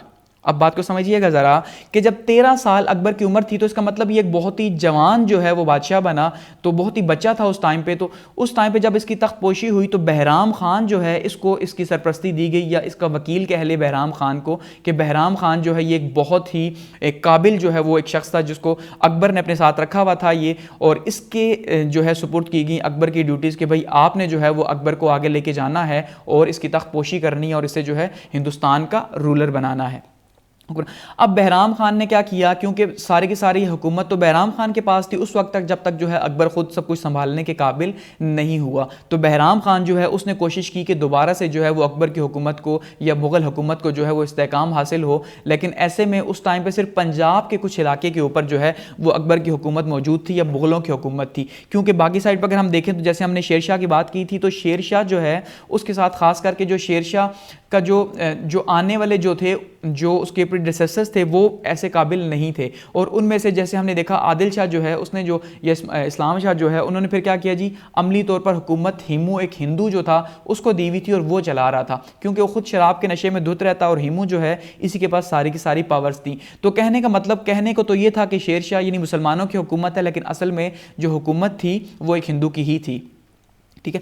उसके बाद क्या हुआ जी, उसके बाद जो सेकंड बैटल ऑफ पानीपत हुई 1556 के अंदर, ठीक है। अब ये जो सेकंड बैटल ऑफ पानीपत हुई इसमें जो है वो ये बहुत इंपॉर्टेंट बैटल थी, क्योंकि इसके अंदर हिमू जो है इसको शिकस्त हुई। हिमू को बहराम खान के हाथों जो है वो शिकस्त होगी, और हिमू को जब शिकस्त हुई तो उसके बाद दोबारा से जो है वो आगरा और दिल्ली जो है ये दोबारा से आ गया मुग़लों के पास, और मुग़लों के पास है, और दोबारा से मुग़ल सल्तनत जो है उसको आहिस्ता आहिस्ता आगे फिर बढ़ना शुरू हुई। उसके बाद अकबर ने आते ही जो है बहुत सी फतूहात का सिलसिला जो है जारी कर दिया। ग्वालियर, आगरा, दिल्ली, जौनपुर, अजमेर, मालवा, गुजरात, यानी कि जितने इलाके फिर आते गए।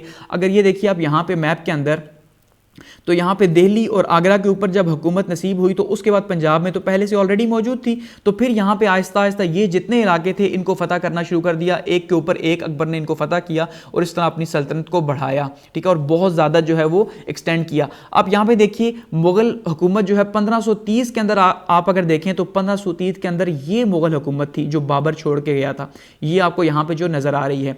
उसके बाद अगर हम देखें 1605 के अंदर जो मुगल हुकूमत रही, यानी अकबर के बाद जो मुगल हुकूमत थी, तो वो आपको यहाँ पे ये इसकी बाउंड्रीज नज़र आ रही हैं। यहाँ पे देखिए कि कितना ज़्यादा जो है ये एक्सटेंड हो चुकी थी अकबर के टाइम के ऊपर हुकूमत जो है मुगल हुकूमत। तो इतना ज़्यादा हुकूमत को अकबर ने फैलाया अपनी फतूहात के ज़रिए, और इसमें वो कामयाब क्यों हुआ? क्योंकि जो अकबर की राजपूत पॉलिसी थी या हुकूमत जो उसकी पॉलिटिक्स थी वो बहुत अहम थी।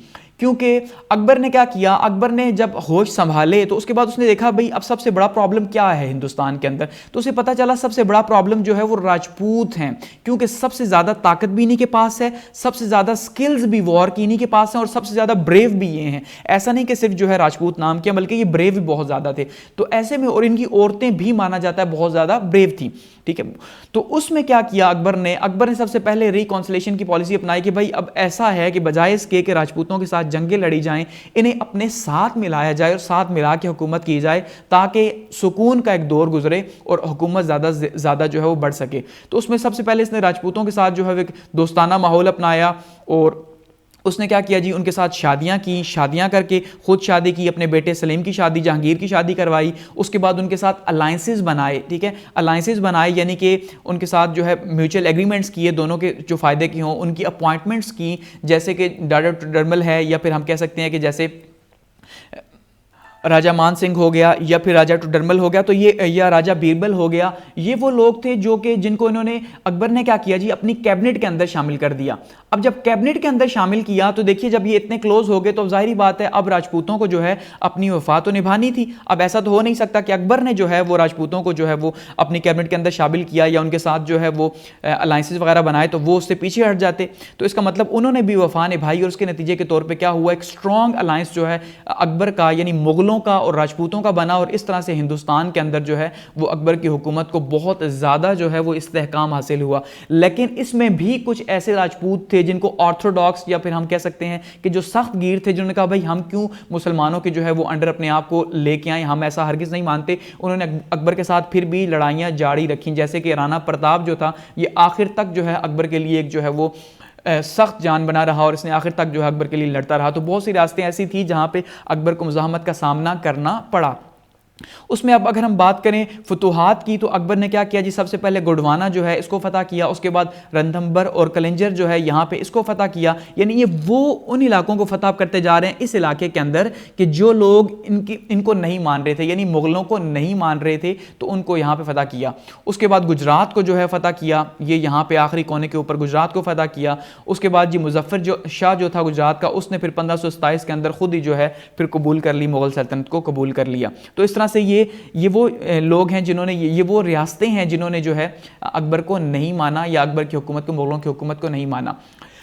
अब अगर बात करें नॉर्थ वेस्ट फ्रंटियर पॉलिसी की कि नॉर्थ वेस्ट फ्रंटियर पॉलिसी क्या थी, तो उसमें अब कश्मीर और बलूचिस्तान को तो हासिल किया ही किया, और ये हासिल पहले अकबर के साथ शामिल नहीं थे, लेकिन अकबर जानता था कि कश्मीर की कितनी ज़्यादा इंपॉर्टेंस है और बलूचिस्तान की कितनी ज़्यादा इंपॉर्टेंस है, क्योंकि ये वो इलाके हैं जहाँ से एक साइड से अगर ईरान से बात करें तो ईरान से अब बलूचिस्तान से जो है लिंक था ईरान का, तो वहाँ से जो वो इन्वेडर्स थे उनका ख़तरा था। दूसरी साइड पे जो कश्मीर था, तो यहाँ से जो पठान थे और जो ख़ास करके यहाँ पे ट्राइब्स थे, जो शुमाली इलाकाजात के अंदर जो ट्राइब्स थे वो बहुत ज़्यादा तंग कर रहे थे अकबर को, क्योंकि वो मुग़लों की हुकूमत को नहीं माना करते थे और एंड तक उनकी लड़ाइयाँ जारी रहीं। तो इसलिए कश्मीर को फतह किया, बलूचिस्तान को अपने कब्ज़े में किया। उसके बाद कंधार जो है 1595 के अंदर जो है अपने आखिरी टाइम पे कंधार को भी जो है फतह कर लिया, यानी कि एक साइड पे सल्तनत यहाँ पे इस कोने के अंदर, दूसरा अगर कंधार की बात करें तो ये देखिए ये कंधार है जो ईरान के साथ जो बॉर्डर है अफगानिस्तान के अंदर, तो यहाँ पे जो है यहाँ तक इतनी बड़ी हुकूमत जो है वो अकबर की फैल चुकी थी। तो इसलिए उसके बाद अगर दक्कन कैंपेन की बात करें तो ये हर मुग़ल हुक्मरान के लिए एक जो है ये बहुत ही मुसीबत और परेशानी बनी रही, क्योंकि दक्कन के अंदर ये जो इलाके हैं, यहाँ पे आप ये देखिए दक्कन है, तो ये जो इलाके 3-4 आते हैं, अहमदनगर आता है, इसके अलावा बीजापुर है, ग्वालकंडा है, तो यहाँ पे हुकूमत तो थी मुसलमानों की 2-3 रियासतों के ऊपर, लेकिन यहाँ पे शिया मुसलमान थे जिनका ज़्यादा लिंक जो है माना जाता है ईरान के साथ था। तो वो इस वजह से जो है, क्योंकि जो मुग़ल थे वो सुन्नी मुसलमान थे, तो यहाँ पे शिया मुसलमान थे, इस वजह से इनका आपस में जो है वो तजाद लगा रहता। शिया क्योंकि ईरान से हेल्प लेते थे उस टाइम पे, और जो सुन्नी है इनका जो अपनी यहाँ पे पावर मौजूद थी, और ख़ास करके ये तुर्क थे, तो इनका तो अलायंस तुर्कों के साथ थी, तो इस वजह से काफ़ी ज़्यादा इनके प्रॉब्लम्स यहाँ पे क्रिएट होते ही रहते। तो ऐसे में क्या हुआ जी, दक्कन पॉलिसी जो है उसके तहत अकबर ने यहाँ फैसला किया इन इलाकों को भी फतह करने का, और इनको भी अकबर ने जो है वो बाद में फिर फतह किया। इसी तरह से कैप्चर किया जी आसीगढ़ को, यहाँ पे इसके ऊपर बहुत ज़्यादा जो है वो तनकीद भी हुई, लेकिन उसके बावजूद अकबर ने जो है इसको भी फतह किया। उसके बाद अगर लास्ट डेज की बात की जाए तो अकबर जो है, अकबर के लास्ट डेज जो हैं वो, तो जो लास्ट डेज अकबर के थे वो काफ़ी ज़्यादा जो है वो हॉरिबल किस्म के रहे, काफ़ी ज़्यादा परेशान कुन रहे अकबर के लिए। उसकी एक तो वजह ये थी कि 2 जो बेटे हैं अकबर के, ठीक है, वो जवानी के अंदर ही, यानी कि मुराद और दानियाल जो हैं, ये जवानी के अंदर इनकी वफ़ात हुई, तो अकबर को इनका बहुत ज़्यादा दुख था। ऊपर से जो सलीम है, यानी कि जो जहांगीर बाद में बना, तो जहांगीर ने भी जो है बगावत कर दी अनारकली की वजह से। आपको पता है अनारकली का जो इश्क चला जहांगीर के साथ, तो उसके अंजे के तौर पर उसने क्या किया, जहांगीर के ने एक हिंदू के थ्रू जो है वो इसके अबुल फजल को भी यानी कि मरवा दिया। अब जब अबुल फजल को मरवाया तो अबुल फजल जो है 9 रत्न में शामिल था, 9 ज्यूज़ जो थे, जिनका हम आगे जिक्र करेंगे। तो अकबर की जितनी भी फतूहात थी ये इन 9 रत्नों की वजह से, यानी इसकी जो कैबिनेट थी इसकी वजह से थी। उसको मरवाया, उसको बहुत ज़्यादा दुख हुआ, लेकिन बाद में जो है जहांगीर के साथ अकबर की सुलह हो गई। लेकिन ये काफ़ी ज़्यादा डिस्टर्बिंग टाइम रहा जो है वो लास्ट जो उसका टाइम था। तो इस तरह 1605 के अंदर जो है वो अकबर की मौत हो गई। अब अगर हम बात करें एडमिनिस्ट्रेशन की, कि अकबर की एडमिनिस्ट्रेशन जो है वो कैसी थी और किस तरह से जो है उसने एडमिनिस्ट्रेशन को संभाल के रखा, तो ये आप सबसे पहले यहाँ पे एक पिक्चर देखिए। यहाँ पे ये अकबर बादशाह खुद बैठा हुआ है, और यहाँ पे ये जो उसके 9 ज्यूल्स हैं, यानी 9 रत्न जो इसके हैं, ये जो 9 रत्न हैं जिनकी वजह से अकबर बहुत ज़्यादा फेमस हुआ। देखिए अकबर अकेला जो है वो इतने बड़े हिंदुस्तान को ना तो संभाल सकता था, ना अपनी हुकूमत को जो है वो इतना ज़्यादा आगे लेके जा सकता था। अगर अकबर ने इतनी ज़्यादा कामयाबियाँ हासिल की तो उनमें इन सब का हिस्सा था। ये जो 9 जो इसके वज़ीर थे, ये वज़ीर बहुत अहम थे, और ये हर कोई एक से बढ़ के एक जो है बहुत ज़्यादा था, जिस वजह से जो है इन्होंने बहुत ज़्यादा नाम कमाया। इनमें फैज़ी था, अब्दुर्रहीम खान खाना था, राजा बीरबल था, शेख मुबारक था, राजा टुडरमल था, हकीम अबुल फतह, तानसेन, राजा मान सिंह, अबुल फजल, ये लोग शामिल थे। यानी ये वो वज़ीर हैं जो जिन्होंने हर टाइम पे अकबर का साथ दिया, इसको मशवरे दिए। गो कि इन्हीं ने अकबर को तबाह बर्बाद भी किया किसी जगह पे, जहाँ पे हम मज़हब की जब हम बात करेंगे तो हम देखेंगे कि इन्होंने किस तरह से जो है वो अपना रोल प्ले किया, लेकिन इन्होंने हिंदुस्तान में अकबर की हुकूमत को इतना ज़्यादा जो है वो शोरा आफाक तक पहुँचाया। मेन डिपार्टमेंट्स की बात करें तो ये 9 जो है ये मेन डिपार्टमेंट्स थे अकबर के। उसमें फाइनेंस जो था, फाइनेंस का ये अंडर दीवान था, ठीक है। अब ये फाइनेंस का था, यानी कि ये माल का हिसाब किताब जितना भी हो, पैसों वगैरह के सारा ये दीवान जो है इसे देखा करता था, फाइनेंस मिनिस्ट्री जिसे हम कहते हैं। अच्छा, मिलिट्री था या फिर पे था, या मिलिट्री की जो तनख्वाहें वगैरह थी और अकाउंटेबल ऑफिस था, इसको जो है मीर बख्शी देखा करते थे। और इंपीरियल हाउस होल्ड जो था, यानी महल के अंदर का जो खाता था वो खाना था, इसके अंडर था। इसी तरह जो जुडिशियल था वो काज़ी उल क़ज़ात जो था, चीफ जस्टिस जो है उसके अंदर था। अच्छा जी, रिलीजियस जो है उसके लिए अगर बात करें तो सदर सदूर था, ठीक है जी। और सेंसरशिप जो पब्लिक के मॉरल्स की थी, यानी कि लोगों के ऊपर नज़र रखने के लिए, तो उसके लिए मुहतसिब का इदारा मौजूद था। उसके बाद अगर आर्टरी की बात करें तो फ़ौज की, यानी कि मीर आतिश जो है ये उसके अंडर था। और इंटेलिजेंस एंड पोस्ट की अगर बात करें तो उसमें दरोगा और डाक चौक था। और मिंट अगर पैसे बनाने की फैक्ट्री की बात करें, सिक्के वगैरह की, तो वो कौन इशू करता था जी, दरोगा के अंडर था। तो ये वो 9 जो है वो मेन जो है डिपार्टमेंट्स थे अकबर के, जो कि इनके हेडशिप में आते थे।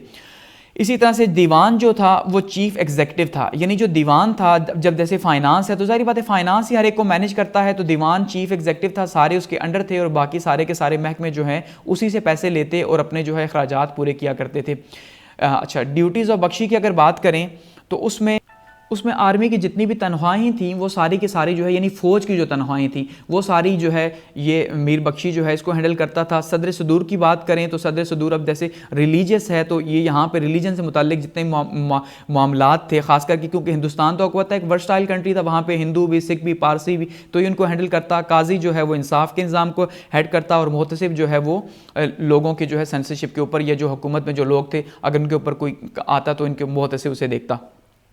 इसी तरह से प्रोविंशियल एडमिनिस्ट्रेशन थी और उसकी भी डिवीजन की हुई थी, और इसी तरह से फिर डिस्ट्रिक्ट एडमिनिस्ट्रेशन थी, उसके अंदर भी जो है फौजदार होता, कोतवाली होता और काजी होता। यानी ये तीन लोग जो है ये मिल के जो है डिस्ट्रिक्ट एडमिनिस्ट्रेशन रन किया करते थे। एक फौजदार था जिसको हम डीसी कह लें, दूसरा कोतवाली था, ठीक है जी, थानेदार जो होता है, उसके बाद जो है वो काजी जो था। तो काजी ये सारे का सारा इस तरह से डिवीजन लेवल के ऊपर इसकी जो है तकसीम की गई थी। आगे अगर बात करें तो उसमें आर्मी ऑर्गेनाइजेशन की अगर बात करें तो आर्मी में इन्फेंट्री थी, आर्टिलरी थी, कैवलरी थी और नेवी भी मौजूद थी, क्योंकि अकबर ने उस टाइम पे नेवी की बुनियाद रख दी थी पुर्तगीज़ की वजह से। और एलिफेंट कॉर्प्स भी थे, यानी कि हाथी जो थे वो हाथी भी फ़ौज के अंदर शामिल थे। अब बात करते हैं जी अकबर की इस्लाहात की, तो उन रिफॉर्म्स में सबसे पहले है रेवेन्यू सिस्टम, जिस वजह से अकबर बहुत ज़्यादा फेमस हुआ। रेवेन्यू सिस्टम, मनसबदारी सिस्टम, ये दो वो सिस्टम हैं जिन्होंने अकबर को एक पहचान दी कि अकबर वाकई में एक जीनियस किंग था, ठीक है।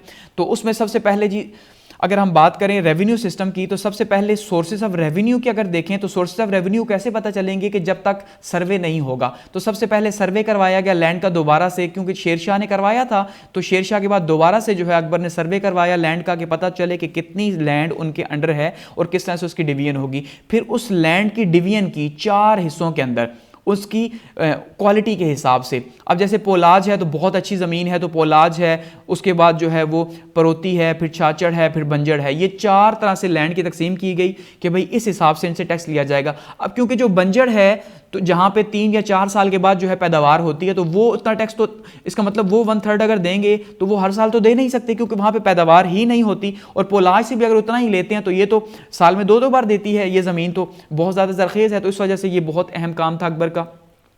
उसके बाद टैक्स लगाया गया, 1/4 जो है ये फिक्स कर दिया गया, या 1/3 जो है इसको फिक्स कर दिया गया। रेवेन्यू सिस्टम जो है पूरे का पूरा एक इंट्रोड्यूस करवाया गया, जिसमें डायरेक्ट जो है वो कनेक्शन पैदा किया गया, यानी कि एक साइड पे किसान थे और दूसरी साइड पे जो है वो ऊपर मुहतसिब या बादशाह था, डायरेक्ट उनके साथ जो है वो कनेक्शन पैदा किया गया। तकावी लोन्स जो है वो इशू किए गए किसानों को कि भाई वो अपना जो है अगर खेती बाड़ी को ज़्यादा करना चाहते हैं, उनको प्रॉब्लम्स हैं, तो वो लोन ले सकते हैं। और इसका रिजल्ट क्या रहा? इसका रिजल्ट बहुत शानदार रहा कि अकबर के ज़माने में बहुत ज़्यादा जो दौलत है वो हासिल की गई, ज़मीनों से बहुत ज़्यादा टैक्स हासिल किए गए। जो हुकूमत थी, देखिए अकबर ने इतनी ज़्यादा जंगें लड़ी, अपनी सल्तनत को इतना ज़्यादा इस्तेहकाम दिया, तो वो कैसे दिया? दौलत से दिया। और दौलत कहाँ से आई? वो रेवेन्यू सिस्टम से सारी की सारी कलेक्ट हुई, इसको बेहतर किया गया। उसके बाद एक और शानदार जो चीज़ थी जो अकबर ने इंट्रोड्यूस करवाई थी वो था मनसबदारी सिस्टम। मनसबदारी या ओहदादारी भी आप इसे कह ले, मनसब का मतलब ही जो है वो ओहदा होता है, ठीक है जी। तो मनसबदारी सिस्टम जो अकबर ने इंट्रोड्यूस करवाया, ये फर्स्ट टाइम था हिंदुस्तान के अंदर, क्योंकि रेवेन्यू सिस्टम तो हम फिर भी मान सकते हैं कि ये इंट्रोड्यूस हो चुका था, शेरशाह ने किसी न किसी शक्ल में किया, लेकिन मनसबदारी प्योरली जो है माना जाता है कि अकबर की जो इस्तिलाह थी उसने ये करवाया। रैंक होल्डर्स जो है इनको जो है इंट्रोड्यूस करवाया कि भाई अब इतनी बड़ी सल्तनत अगर है, देखिए ये दिल्ली है और यहाँ से अगर इतनी बड़ी सल्तनत को कंट्रोल करना है जो चारों साइडों पे फैली हुई है, तो उसको कैसे कंट्रोल करना है? उसको मनसबदारों के थ्रू जो है वो कंट्रोल करना है। यानी सबसे ऊपर किंग है यहाँ पे, बादशाह, ठीक है, अकबर खुद मौजूद है, उसके बाद इसके यहाँ पे 9 रत्न मौजूद हैं, मिनिस्ट्रीज मौजूद हैं, और उनके नीचे क्या है? ये मनसबदार हैं। और मनसबदारों में उन्होंने क्या किया जी? तनख्वाह मुकर्रर कर दी कि भाई आपकी जो है वो एक तनख्वाह होगी, एक फिक्स सैलरी होगी, तो उस फिक्स सैलरी के अंदर आपने अपनी आर्मी रखनी है और उसको सेट करना है। अब 33 ग्रेड्स बना दिए, जैसे आज हम कहते हैं जी 22 ग्रेड हैं सरकारी मुलाजमीन के, तो 33 ग्रेड रख दिए, ठीक है जी। और उन्हें जो है वो ख़ास एक मिकदार में सोल्जर्स जो है प्रोवाइड कर दी और इजाज़त दे दी कि भाई आप जो है वो इतने सोल्जर्स रख सकते हैं। अब ये डिपेंड करता था नंबर ऑफ़ सोल्जर्स के ऊपर कि भाई उसको कितने जो है वो सोल्जर्स दिए जा रहे हैं। और सिपाही 2 तरह के थे। अब क्योंकि देखिए सोल्जर कैसे या उनको अलाउ कितना किया जा रहा है कि बादशाह कितना अलाउ करता है कि एक मनसबदार के पास वो कितने सिपाही हों। अगर एक मनसबदार 100 सिपाही रखता है लेकिन बादशाह उसे अगर जो है वो 80 सिपाही जो है उसके बराबर की तनख्वाह देता है, तो इसका मतलब तो मैनेज नहीं कर सकता, इसका मतलब उतना ही होगा जितना सिपाही उसको दिए जाएंगे। अब सिपाही 2 तरह के थे, एक साइड पर एक ज़ात थी और दूसरी साइड पर सवार था, ठीक है जी। ये सवार है, ज़ात ज़ात और सवार रैंक्स थे और इनको 3 हिस्सों में तकसीम किया था, first class, second class and third class. अब देखिए ज़ात या सवार की बात करें तो सवार वो हैं जो घोड़े वाले थे। सवार का मतलब भी घोड़े वाले हैं ना, सवारी के ऊपर जो हों।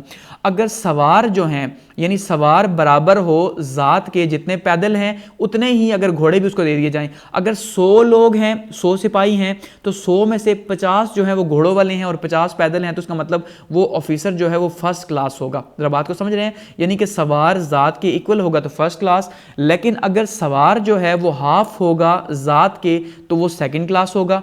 और इसी तरह से अगर हाफ से भी थोड़ा कम होगा तो सवार का रैंक और ज़ात से कम, तो उसमें क्या होगा, वो थर्ड होगा। यानी अब देखिए यहाँ पे अगर एक जगह पे अगर 100 सोल्जर्स हैं के पास 50 सवार हैं और 50 ही दूसरे हैं तो वो फर्स्ट क्लास है, लेकिन अगर 50 में से 25 जो हैं वो उसके पास मौजूद हैं 25 एक और 25 जो है 50 दूसरे हैं, तो उसका मतलब आधे हो गए, तो इसका मतलब ये सेकंड क्लास है। इसी तरह से 25 से भी आधे 13 अगर किसी के पास हैं और दूसरी साइड पे 50 हैं तो उसका मतलब वो थर्ड क्लास है। खैर ये नंबर बहुत मैंने कम बताया, वहाँ पे हज़ारों की तादाद में है कि भाई 10,000, 13,000 या 50,000 जो है इस हिसाब से जो है वो काउंट हो। और इनकी जो सैलरीज थी वो भी फिक्स हुआ करती थी कि अब अगर किसी बंदे के पास 500 जो है वो अगर मौजूद है मनसबदारी का रैंक, तो उसको उस टाइम पे जो है तनख्वाह जो है वो दी जाती थी, जो सैलरी थी वो 2500 रुपया फिक्स उसको दी जाती थी। ठीक है, इसी तरह किसी के पास अगर 30,000 है या 25,000 है तो उसको जो है वो 2500 रुपया 5,000 रुपया जो है वो उस तरह दिया जाता था, यानी कि उनकी सैलरीज भी फिक्स थी। ये मनसबदारी सिस्टम जिसको माना जाता है कि शायद ये जो सिस्टम था ये मनसबदारी का, ये फ्यूडल लॉर्ड्स का सिस्टम जो है अकबर ने कॉपी करने की कोशिश की, लेकिन हकीकत में ये अकबर की अपना जो है अपनी सोच थी या अपने नौरतन से इसका जो निकला हुआ था एक सोच थी कि भाई मनसबदारी निज़ाम को इस तरह से लेके आना है, जो कि बहुत शानदार और बहुत कामयाब रहा। इसके फायदे भी हुए और नुकसान भी। फायदे क्या हुए कि हर आर्मी जो है जब हर एक मनसबदार को खुद जो है छोटे लेवल के ऊपर उसको आके मैनेज करना था तो उसने बहुत बेहतर तरीके से अपनी आर्मी को मैनेज किया और जंगों में उसे बहुत बेहतर तरीके से इस्तेमाल किया। और जंगों में खास करके इसलिए अकबर को कामयाबी मिली क्योंकि मनसबदारी निज़ाम जो है वो बहुत स्ट्रांग था, क्योंकि उसके अंदर अकाउंटेबिलिटी आसान थी कि लेट्स सपोज अगर एक यूनिट कम अच्छा परफॉर्म करती है, ये ए यूनिट है ये बी यूनिट है, अब अगर ए यूनिट किसी जंग के अंदर अच्छा परफॉर्म करती है तो इसका मतलब इसके जो मनसबदार है उसकी तो वाह वाह होगी, लेकिन अगर बी बुरा परफॉर्म करती है तो उसके मनसबदार की तो जो है वहां पे बेइज्जती है। तो इसका मतलब यह है कि इनको एक दूसरे का अपना मुकाबला भी करना था और साथ में दुश्मन का मुकाबला भी करना था। तो ऐसे में क्या हुआ कि बहुत अच्छा परफॉर्म किया अकबर के नीचे फौज ने। डीमेरिट्स क्या हुए कि अकबर के बाद ये लोग आज़ाद हो गए, इन्होंने अपनी जागीरें बना ली, इन्होंने अपनी प्रॉपर्टीज बनाई और खुद की फौज तो थी, ठीक है, और उन्होंने फिर जो है ना उससे मिसयूज़ किया उसे। अच्छा, रिफॉर्म्स ऑफ अकबर, इसके अलावा जो अकबर ने रिफॉर्म्स की जो हिंदुस्तान की सोसाइटी के लिए की, अगर उनकी बात करें तो एक तो स्लेव अबॉलिशन यानी कि जो गुलामी थी उसको ख़त्म कर दिया और ग़ुलामों से काम लेना या उनके ऊपर सख्ती करना ये ख़त्म कर दिया अकबर ने। इसी तरह से जो हज के ऊपर जो जाने का जो टैक्स था वो ख़त्म किया। हिंदुओं जो जिजिया दिया करते थे, जो इस्लाम में जिजिया है, हिंदुओं से उनकी प्रोटेक्शन टैक्स जो लिया जाता था वो ख़त्म कर दिया अकबर ने, क्योंकि उनसे दोस्ती कर ली थी। इसी तरह से हिंदू जो है अपने कहीं अगर मजहबी इबादत के लिए कहीं जाते तो उनसे जो टैक्स लिया जाता वो भी खत्म कर दिया गया। अच्छा, ब्रांडिंग ऑफ हॉर्सेस, ये जो शेरशाह सूरी ने किया था या अलाउद्दीन ने किया था कि भाई घोड़ों को जो है वो दागा गया। अच्छा, इसी तरह से जो चाइल्ड मैरिज है इसको मना किया गया और सत्ती की जो रस्म है इसको भी हिंदुओं के अंदर मना किया गया। तो ये वो रिफॉर्म्स हैं जो अकबर सोसाइटी के अंदर लेके आया। अब देखिए यहाँ पे अगर इसको मनसबदारी को हम समझें तो यहाँ पे इंपीरियर है एक साइड पे, दूसरी साइड पे इसके टॉप लेवल के जो 2 रैंक्स मौजूद हैं उसके नीचे जो है वो बख्शीस हैं यानी जो एडमिनिस्ट्रेटर हैं, और एडमिनिस्ट्रेटर्स के नीचे जो है यहाँ पे मनसबदारी है, यानी यहाँ पे इंपीरियर है, यहाँ पे ये जो बख्शीस हैं उनके नीचे मीर बख्शी और उनके नीचे क्या है जी मनसबदार हैं, और उसके नीचे जो है ये जागीरदार यहाँ पे आते हैं। तो इस तरह से इन्होंने क्या किया जी, ये एक पूरे का पूरा एक स्ट्रक्चर बनाया तो जिससे बहुत ज़्यादा कामयाबी हासिल हुई अकबर को। अब एट दी एंड बात करते हैं जी अकबर के मज़हब की, उस बात की बात करते हैं जिस वजह से जो है अकबर बहुत ज़्यादा जो है वो तनकीद का निशाना भी बना, बहुत ज़्यादा क्रिटिसाइज़ किया गया अकबर के ऊपर। इवन अभी भी अगर अकबर की बात की जाती है तो अकबर के ऊपर सबसे ज़्यादा तनकीद इसी चीज़ के ऊपर होती है कि अकबर ने एक नया दीन मुतारिफ़ करवाया था, ठीक है जी, और दीन इलाही को मुतारिफ़ करवाया था। इसी वजह से अकबर को जो मजहबी हल्के हैं ख़ास करके वो बहुत ज़्यादा तनकीद का निशाना बनाते हैं। इवन मुजद्दिद अल-फ़सानी के मुतालिक कहा जाता है कि मुजद्दिद अल-फ़सानी जो है उन्होंने अकबर को कहा इसे अकबर आज़म नहीं अकफर आज़म कहो, यानी कि ये काफिरों का आज़म है, इतना ज़्यादा वो जो है ना अकबर के ख़िलाफ़ उस टाइम पे खड़े हुए थे। तो अकबर ने क्योंकि नया दीन मुतारिफ़ करवाने की कोशिश की थी। अब देखिए कुछ होता यूँ है कि सबसे पहले अगर हम बात करें तो अकबर एक ऑर्थोडॉक्स सुन्नी था, ठीक है, यानी ऑर्थोडॉक्स सुन्नी एक सख्त किस्म का इस्लाम पसंद सुन्नी था और इस्लाम को मानने वाला था। यानी इतना माना जाता है कि अकबर मजहब को इतना मानता था कि घुटनों के बल चढ़ के अकबर दरगाहों के ऊपर जाता, वहां पूरी पूरी रात बैठा रहता, वहां पे चादरें चढ़ाता। एक बादशाह होते हुए अगर वो घुटनों के बल चढ़ के मुरादें मांग के जाता है तो उसका मतलब आप सोच लें किस लेवल का जो है वो मजहब वाला होगा। इसी तरह से सूफियों को बहुत ज़्यादा मानता था अकबर, ठीक है, मज़ारों को बहुत ज़्यादा मानता था अगर उसके मजहब की बात की जाए, क्योंकि तो उसमें वहां पे जाता। इसी तरह से जो इसका बेटा है अपना सलीम, तो सलीम बेटा भी कैसे हुआ, एक दरगाह पे माना जाता है कि अकबर ने जाके सलीम चिश्ती की जो दरगाह है वहाँ पे जाके जो है वो दुआ मांगी, तो उसकी मन्नत से, उनकी मन्नत से जो है ये इस तरह बेटा पैदा हुआ जिसका नाम इसने सलीम रखा, जो बाद में जहांगीर के नाम से जो है वो मशहूर हुआ। तो स्टार्ट में यानी कि बहुत ज़्यादा जो है वो सख्त किस्म का मुसलमान था अकबर। उसके बाद क्या हुआ, उसके बाद माधेवी और रश्मि जो मूवमेंट्स थी जो ये बताना चाहती थी कि भाई मुसलमानों और हिंदुओं में कोई ज़्यादा फ़र्क है नहीं, क्योंकि बहुत ज़्यादा हिंदू मुसलमान हो रहे थे बहुत तेज़ी से, तो उन्हें रोकने के लिए मूवमेंट स्टार्ट की गई। तो अकबर को इनका बहुत ज़्यादा इन्फ्लुएंस हुआ। और इसके अलावा अकबर की जो हिंदू बीवियाँ थी, देखिए मुग़ल हुक्मरान जितने भी गुजरे हैं आप उनको देख लें तो उनकी जो है ना इस्लाम में 4 शादियाँ जायज़ हैं, लेकिन किसी की जो है औरंगज़ेब के अलावा आपको किसी की भी जायज़ शादियाँ नज़र नहीं आएंगी। किसी की 10 हैं तो किसी की 15 तो किसी की 20। अकबर की 35 जो हैं वो जायज़ शादियाँ थी। 35, अब बताएं 35 इस्लाम में कहाँ पे जायज़ हैं। अकबर वो था जिसने हरम जो है वो इंट्रोड्यूस करवाया था महल के अंदर, और वहाँ पे कोई औरत चली जाती, कोई लोंडी चली जाती तो फिर वो उसके साथ जो भी होता और उसको पूरी ज़िंदगी वहीं पे गुजारनी पड़ती थी उसी बादशाह के आगे सर्व करते हुए। तो एक तो अपनी हिंदू बीवी का बहुत ज़्यादा असर था, और उसके अलावा जो है क्योंकि ये पहले भी राजपूत पॉलिसी की वजह से राजपूतों के साथ जो है इसने अलायंस किया हुआ था। स्टार्ट में सूफी एसोसिएशंस थी, उसी वजह से इसने क्या किया, अकबर ने इबादत खाना बनवाया। अब इबादत खाना क्या था कि इबादत खाना एक ऐसा, इसने एक मस्जिद बनवा दी, मस्जिद तो कहना नहीं चाहिए लेकिन खैर एक मस्जिद टाइप का एक इस तरह से इबादत खाना बनाया इसने कि वहाँ पे हर मज़हब के लोगों को इसने इनवाइट किया। अब यहाँ पे इस पिक्चर के अंदर देखिए, यहाँ पे मुख्तलिफ मज़हब के लोग बैठे हैं और ये अकबर बैठा हुआ है। यहाँ पे हिंदू भी है, यहाँ पे पारसी भी है, यहाँ पे सिख भी हैं, यहाँ पे ईसाई भी हैं, और इन सब को बुला के यहाँ अकबर डिबेट्स करवाता, ठीक है, कि भाई बताओ अपने अपने मज़हब की अच्छी अच्छी बातें बताओ, तुम मुझे कायल करो कि मैं तुम्हारे मज़हब में आ जाऊँ। तो ईसाई जो है वो कोशिश करते में लगे रहते, कभी ईसाइयों की डिबेट होती तो ईसाई कोशिश करते कि अकबर ईसाई बन जाए। अच्छा, पारसी जो है आतिश परस्त, वो कोशिश करते कि आतिश परस्त बन जाए। हिंदू जो है वो कोशिश करते ये हिंदू बन जाए। तो हर मज़हब के जो लोग हैं वो आके अपने मज़हब की सच्चाई बयान करते और अकबर ने सुनता, और अकबर ये कहता कि भाई हर मज़हब के अंदर किसी ना किसी हद तक सच्चाई जो है वो मौजूद है, यानी हर मज़हब जो है कहीं ना कहीं सच्चाई के ऊपर ही बेस करता है अकबर के अकॉर्डिंगली। अब उसने इबादत खाने में जब ये डिबेट्स करवाई तो वहाँ पे अक्सर लड़ाई झगड़ा भी हो जाता, क्योंकि वहाँ पे मुसलमानों की डिबेट्स भी होती, शिया सुन्नी के बीच में डिबेट हो जाती, ठीक है जी, और इसी तरह शिया सुन्नी के बीच में डिबेट होती तो फिर उनके जो बीच के नौरतन हैं उनके बीच में अच्छा खासा जो है ना अबुल फजल और फैज़ी और शेख मुबारक, इन्होंने क्योंकि अकबर के मज़हब को कन्वर्ट करने में, लादीन करने में बहुत अहम किरदार अदा किया, तो बहुत ज़्यादा फिर वहाँ पे मसला होता। अच्छा, इसी तरह से खुतबात, एक बार जब अकबर को ये बताया गया कि भाई जो हुक्मरान है, जो खलीफा है, वो खुद खुतबा पढ़ता है, तो अकबर ने एक बार खुद भी जो है वो जुम्मे का खुतबा पढ़ा और जाके खुतबे बैठ गया और उसने खुतबा पढ़ा कि भाई अब जब मैं खलीफा हूँ तो हुक्मरान हूँ तो मुझे ही खलीफा पढ़ना चाहिए। तो कहने का मतलब ये है कि बहुत ज़्यादा मजहबी था अकबर, और अकबर की अप्रोच हर मज़हब के लिए बहुत ओपन थी। लेकिन अब अकबर ने मार कहाँ खाई, 2 वजह की बिना पे अकबर ने मार खाई। एक, उसने मार इसलिए खाई कि उसके पास तालीम नहीं थी, यानी अकबर अनपढ़ था। हम ये जानते हैं कि अकबर पढ़ा लिखा नहीं था, ठीक हो गया। अब जब अकबर पढ़ा लिखा नहीं था तो उसको उसके जिस वजीर ने जो बताया उसने उसे ही सच माना, और ये वो मान नहीं सका, ये चेक नहीं कर सका, ठीक है, कि भाई ये सच कह रहे या झूठ कह रहे हैं। जो शेख मुबारक ने जो कहा, जो अबुल फजल ने कहा, जो फैजी ने कहा, वही मान लिया। दूसरा उसने कहा मार खाई, दूसरा उसने जो है जो अपने मुगलों का एक बादशाही का एक जो चाल चलन होता है ना, जैसे शादियां बहुत ज़्यादा जिसने की, तो अपनी शादियों की वजह से बहुत ज़्यादा जो है ना उसने मार खाई, क्योंकि अब शादियां की तो हकीकत में उसकी जो अब लवर थी, जो जोधा भाई के साथ से इश्क हुआ अकबर को, तो उसके नतीजे के तौर पे क्या हुआ, उसने बहुत ज़्यादा इन्फ्लुएंस किया हिंदुओं के साथ, जो उसकी राजपूत पॉलिसी थी उसने बहुत ज़्यादा असर किया। तो लेकिन सबसे मेन चीज़ यही थी कि अकबर के पास तालीम नहीं थी और अकबर जो है ना इस वजह से किसी चीज़ में तमीज़ ही नहीं कर सका। तो अकबर ने क्या किया जी, अकबर ने दीन इलाही मुतारिफ करवाया। अकबर के जो चहेते थे, जो यानी उसके नौरतन थे, उनमें से अबुल फजल और फैज़ी और ख़ास करके शेख मुबारक, इन्होंने अकबर को मशवरा दिया कि भाई मज़हब तो सारे के सारे सच्चे हैं, तो आप जो हैं वो मजहबी खलीफा बन जाएं। तो अकबर ने क्या किया, सारे मज़हब को मिला के उनको बिठाया और उन्हें कहा कि अपने मज़हब की अच्छी अच्छी जो बातें हैं वो सारी लिख के एक किताब बनाओ। ठीक है, एक किताब बना और वो किताब बना दी गई जिसमें हर मज़हब की अच्छी अच्छी चीज़ें थी और अकबर ने एक नया दीन मुतारिफ करवा दिया, दीन इलाही।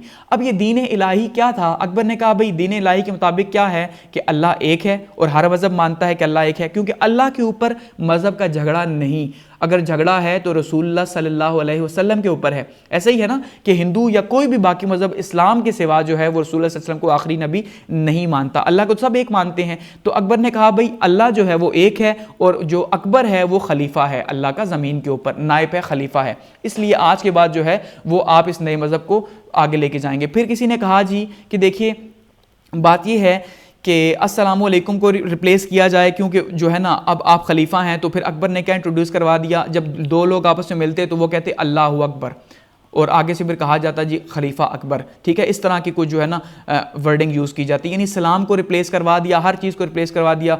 सोशल, और माना यह जाता है कि जो दीन इलाही था ये एक सोशल पॉलिटिकल ऑर्डर था। मेरी बात को समझ रहे हैं? ये मज़हब से ज़्यादा एक मुआशरती निज़ाम था जो कि जिसको जो मजहबी लोग हैं वो डिनाई करते हैं इसका। और ये भी माना जाता है कि इसका पॉलिटिकल मोटिव था कि भाई हिंदुस्तान को एक जगह इकट्ठा करके रखा जा सके और ये जो लोग आपस में लड़ते हैं इनका लड़ना ख़त्म हो जाए, एक ही दीन हो। प्रिंसिपल्स ऑफ दीन इलाही क्या थे जी? Grades of members of new religion, इसके अंदर ग्रेड्स जो है वो बनाए गए कि भाई कौन कौन सा जो है ना किस तरह से ग्रेड है। कोई लोग पैसे देते थे उनका ग्रेड अलग था, कोई अपनी जान भी साथ में देते उनका ग्रेड अलग था, इस तरह से ग्रेडिंग कर दी गई। ठीक है जी। इसी तरह से अकबर ने क्या किया जी, हिंदू प्रैक्टिसेस जो है उसको स्टार्ट कर दिया और साथ में टीका लगाना स्टार्ट कर दिया माथे के ऊपर। अकबर जो है वो माथे के ऊपर तिलक लगाया करता। एक ही कमरे के अंदर अकबर का जो हरम था, एक ही कमरे के अंदर अगर एक साइड पे मस्जिद बनी हुई थी तो वहां पे जाए नमाज थी और नमाज पढ़ी जाती और उसी के दूसरे कोने के अंदर जो है वो बुत रखा जाता। गो कि हम ये जानते हैं जहां बुत हुआ नमाज ही नहीं होती, तो क्योंकि वहां पे जोधा भाई अपनी इबादत करती, यहां पे अकबर अपनी इबादत करता, जैसे आज हिंदुस्तान में मौजूद है बहुत सी जगहों पे। ठीक है, तो इस तरह से एक नया सिस्टम को मुतारिफ करवा दिया। किसी ने कहा जी सुअर को घर में रखा जाए, महल के अंदर रखा जाए तो बरकत होगी, और अकबर सुबह सुबह जाके सुअर को आंखें बंद करके देखा करता था। गाय जो थी, गाय की कुर्बानी के ऊपर पाबंदी लगा दी गई और अकबर इवन जो है ना माना जाता कि गाय का जो पेशाब है उसको सर पे भी मलता था, क्योंकि हिंदू ऐसा ही करते हैं। अब पीने के बारे में तो कहीं नहीं पड़ा, लेकिन जो है ना सर के मलने के ऊपर। तो इस तरह से वो तमाम रसूमात जो हिंदुओं के अंदर मौजूद थी उनको अकबर ने अपनी बीवियों को खुश करने के लिए भी मनाया। एक तो अडॉप्ट किया, दूसरा इसलिए भी अडॉप्ट किया कि वो जानता था कि सबसे ज़्यादा हिंदू हैं हिंदुस्तान के अंदर, तो अगर उन्हें खुश किया तो उसके लिए आसानी हो जाएगी। तो उसके बाद जैसे मैंने कहा कि अकबर की राजपूत पॉलिसी तो थी अलाइंसेस बनाए, शादियां उनके साथ की, पॉलिटिकल जो है उनके साथ बड़ा हिंदू लर्निंग की, और उसने हिंदू यानी कि हिंदुओं की जो किताबें थी उनको पढ़ना शुरू कर दिया और ब्राह्मणों के साथ बैठना शुरू कर दिया। और एट दी एंड अगर बात करें अकबर एंड पुर्तगीज़ की, तो अकबर के ज़माने में पुर्तगाली जो है वो यहाँ पे आ चुके थे, तो अकबर ने जो है उनको भी यहाँ पे इजाज़त दे दी थी समंदरों के अंदर कि भाई आप ट्रेड करें और ट्रेड को आगे लेके जाएं। अकबर के ज़माने में जो है लिटरेचर और आर्ट बहुत ज़्यादा आगे बढ़ा माना जाता है, और तानसेन जो है उस ज़माने का सबसे मशहूर जो है वो कलाकार माना जाता था या गवैया माना जाता था, और कहा जाता था 1000 साल में हिंदुस्तान के अंदर ऐसा जो है तानसेन जैसा जो है वो गवैया पैदा नहीं हुआ, तो जो उसके नौरतन में शामिल था। ठीक है, तो अकबर ने जो है अगर अचीवमेंट्स की बात की जाए तो अकबर की सबसे बड़ी अचीवमेंट क्या थी कि उसने 50 साल या 52 साल जो हुकूमत की, वो हुकूमत क्या की, एक शानदार बादशाह के तौर पे उसने हुकूमत की और बहुत बड़े एक एरिया के ऊपर हिंदुस्तान के अंदर उसने हुकूमत की। लेकिन अगर उसकी बात की जाए, उसके ऊपर तनकीद की, तो उसका जो नया मज़हब था दीन इलाही, ये दीन इलाही जो है असल में अकबर की बहुत ज़्यादा बदनामी का बायस बना, और इस दीन इलाही के अगेंस्ट में मुजद्दिद अलिफ सानी जो है वो अकबर के ख़िलाफ़ उस टाइम पर खड़े हुए, और इन्होंने अकबर को कहा कि भाई आप जो है ये जो नया दीन मुतारिफ करवा रहे हैं ये बहुत गलत है। इवन ये भी कहा जाता है कि मुजद्दिद अलिफ सानी ने बाद में ख्वाब में अकबर को देखा, तो अकबर को जहन्नुम में जब देखने गए तो कहा भाई जहन्नुम के दरोगे से कि हमें अकबर दिखाओ, तो उन्होंने एक चूहा दिखाया कि तो माना जाता है कि भाई अकबर की जो शक्ल है मरने के बाद जहन्नुम में चूहे जैसी होगी, क्योंकि उसने नया दीन मुतारिफ करवाया था। वल्लाहु आलम इसमें कितनी सच्चाई है। आगे बढ़ते हैं और बात करते हैं जहांगीर की, और देखते हैं जी जो जहांगीर है, बादशाह जहांगीर, उसने जो है वो क्या क्या कारनामे सर अंजाम दिए।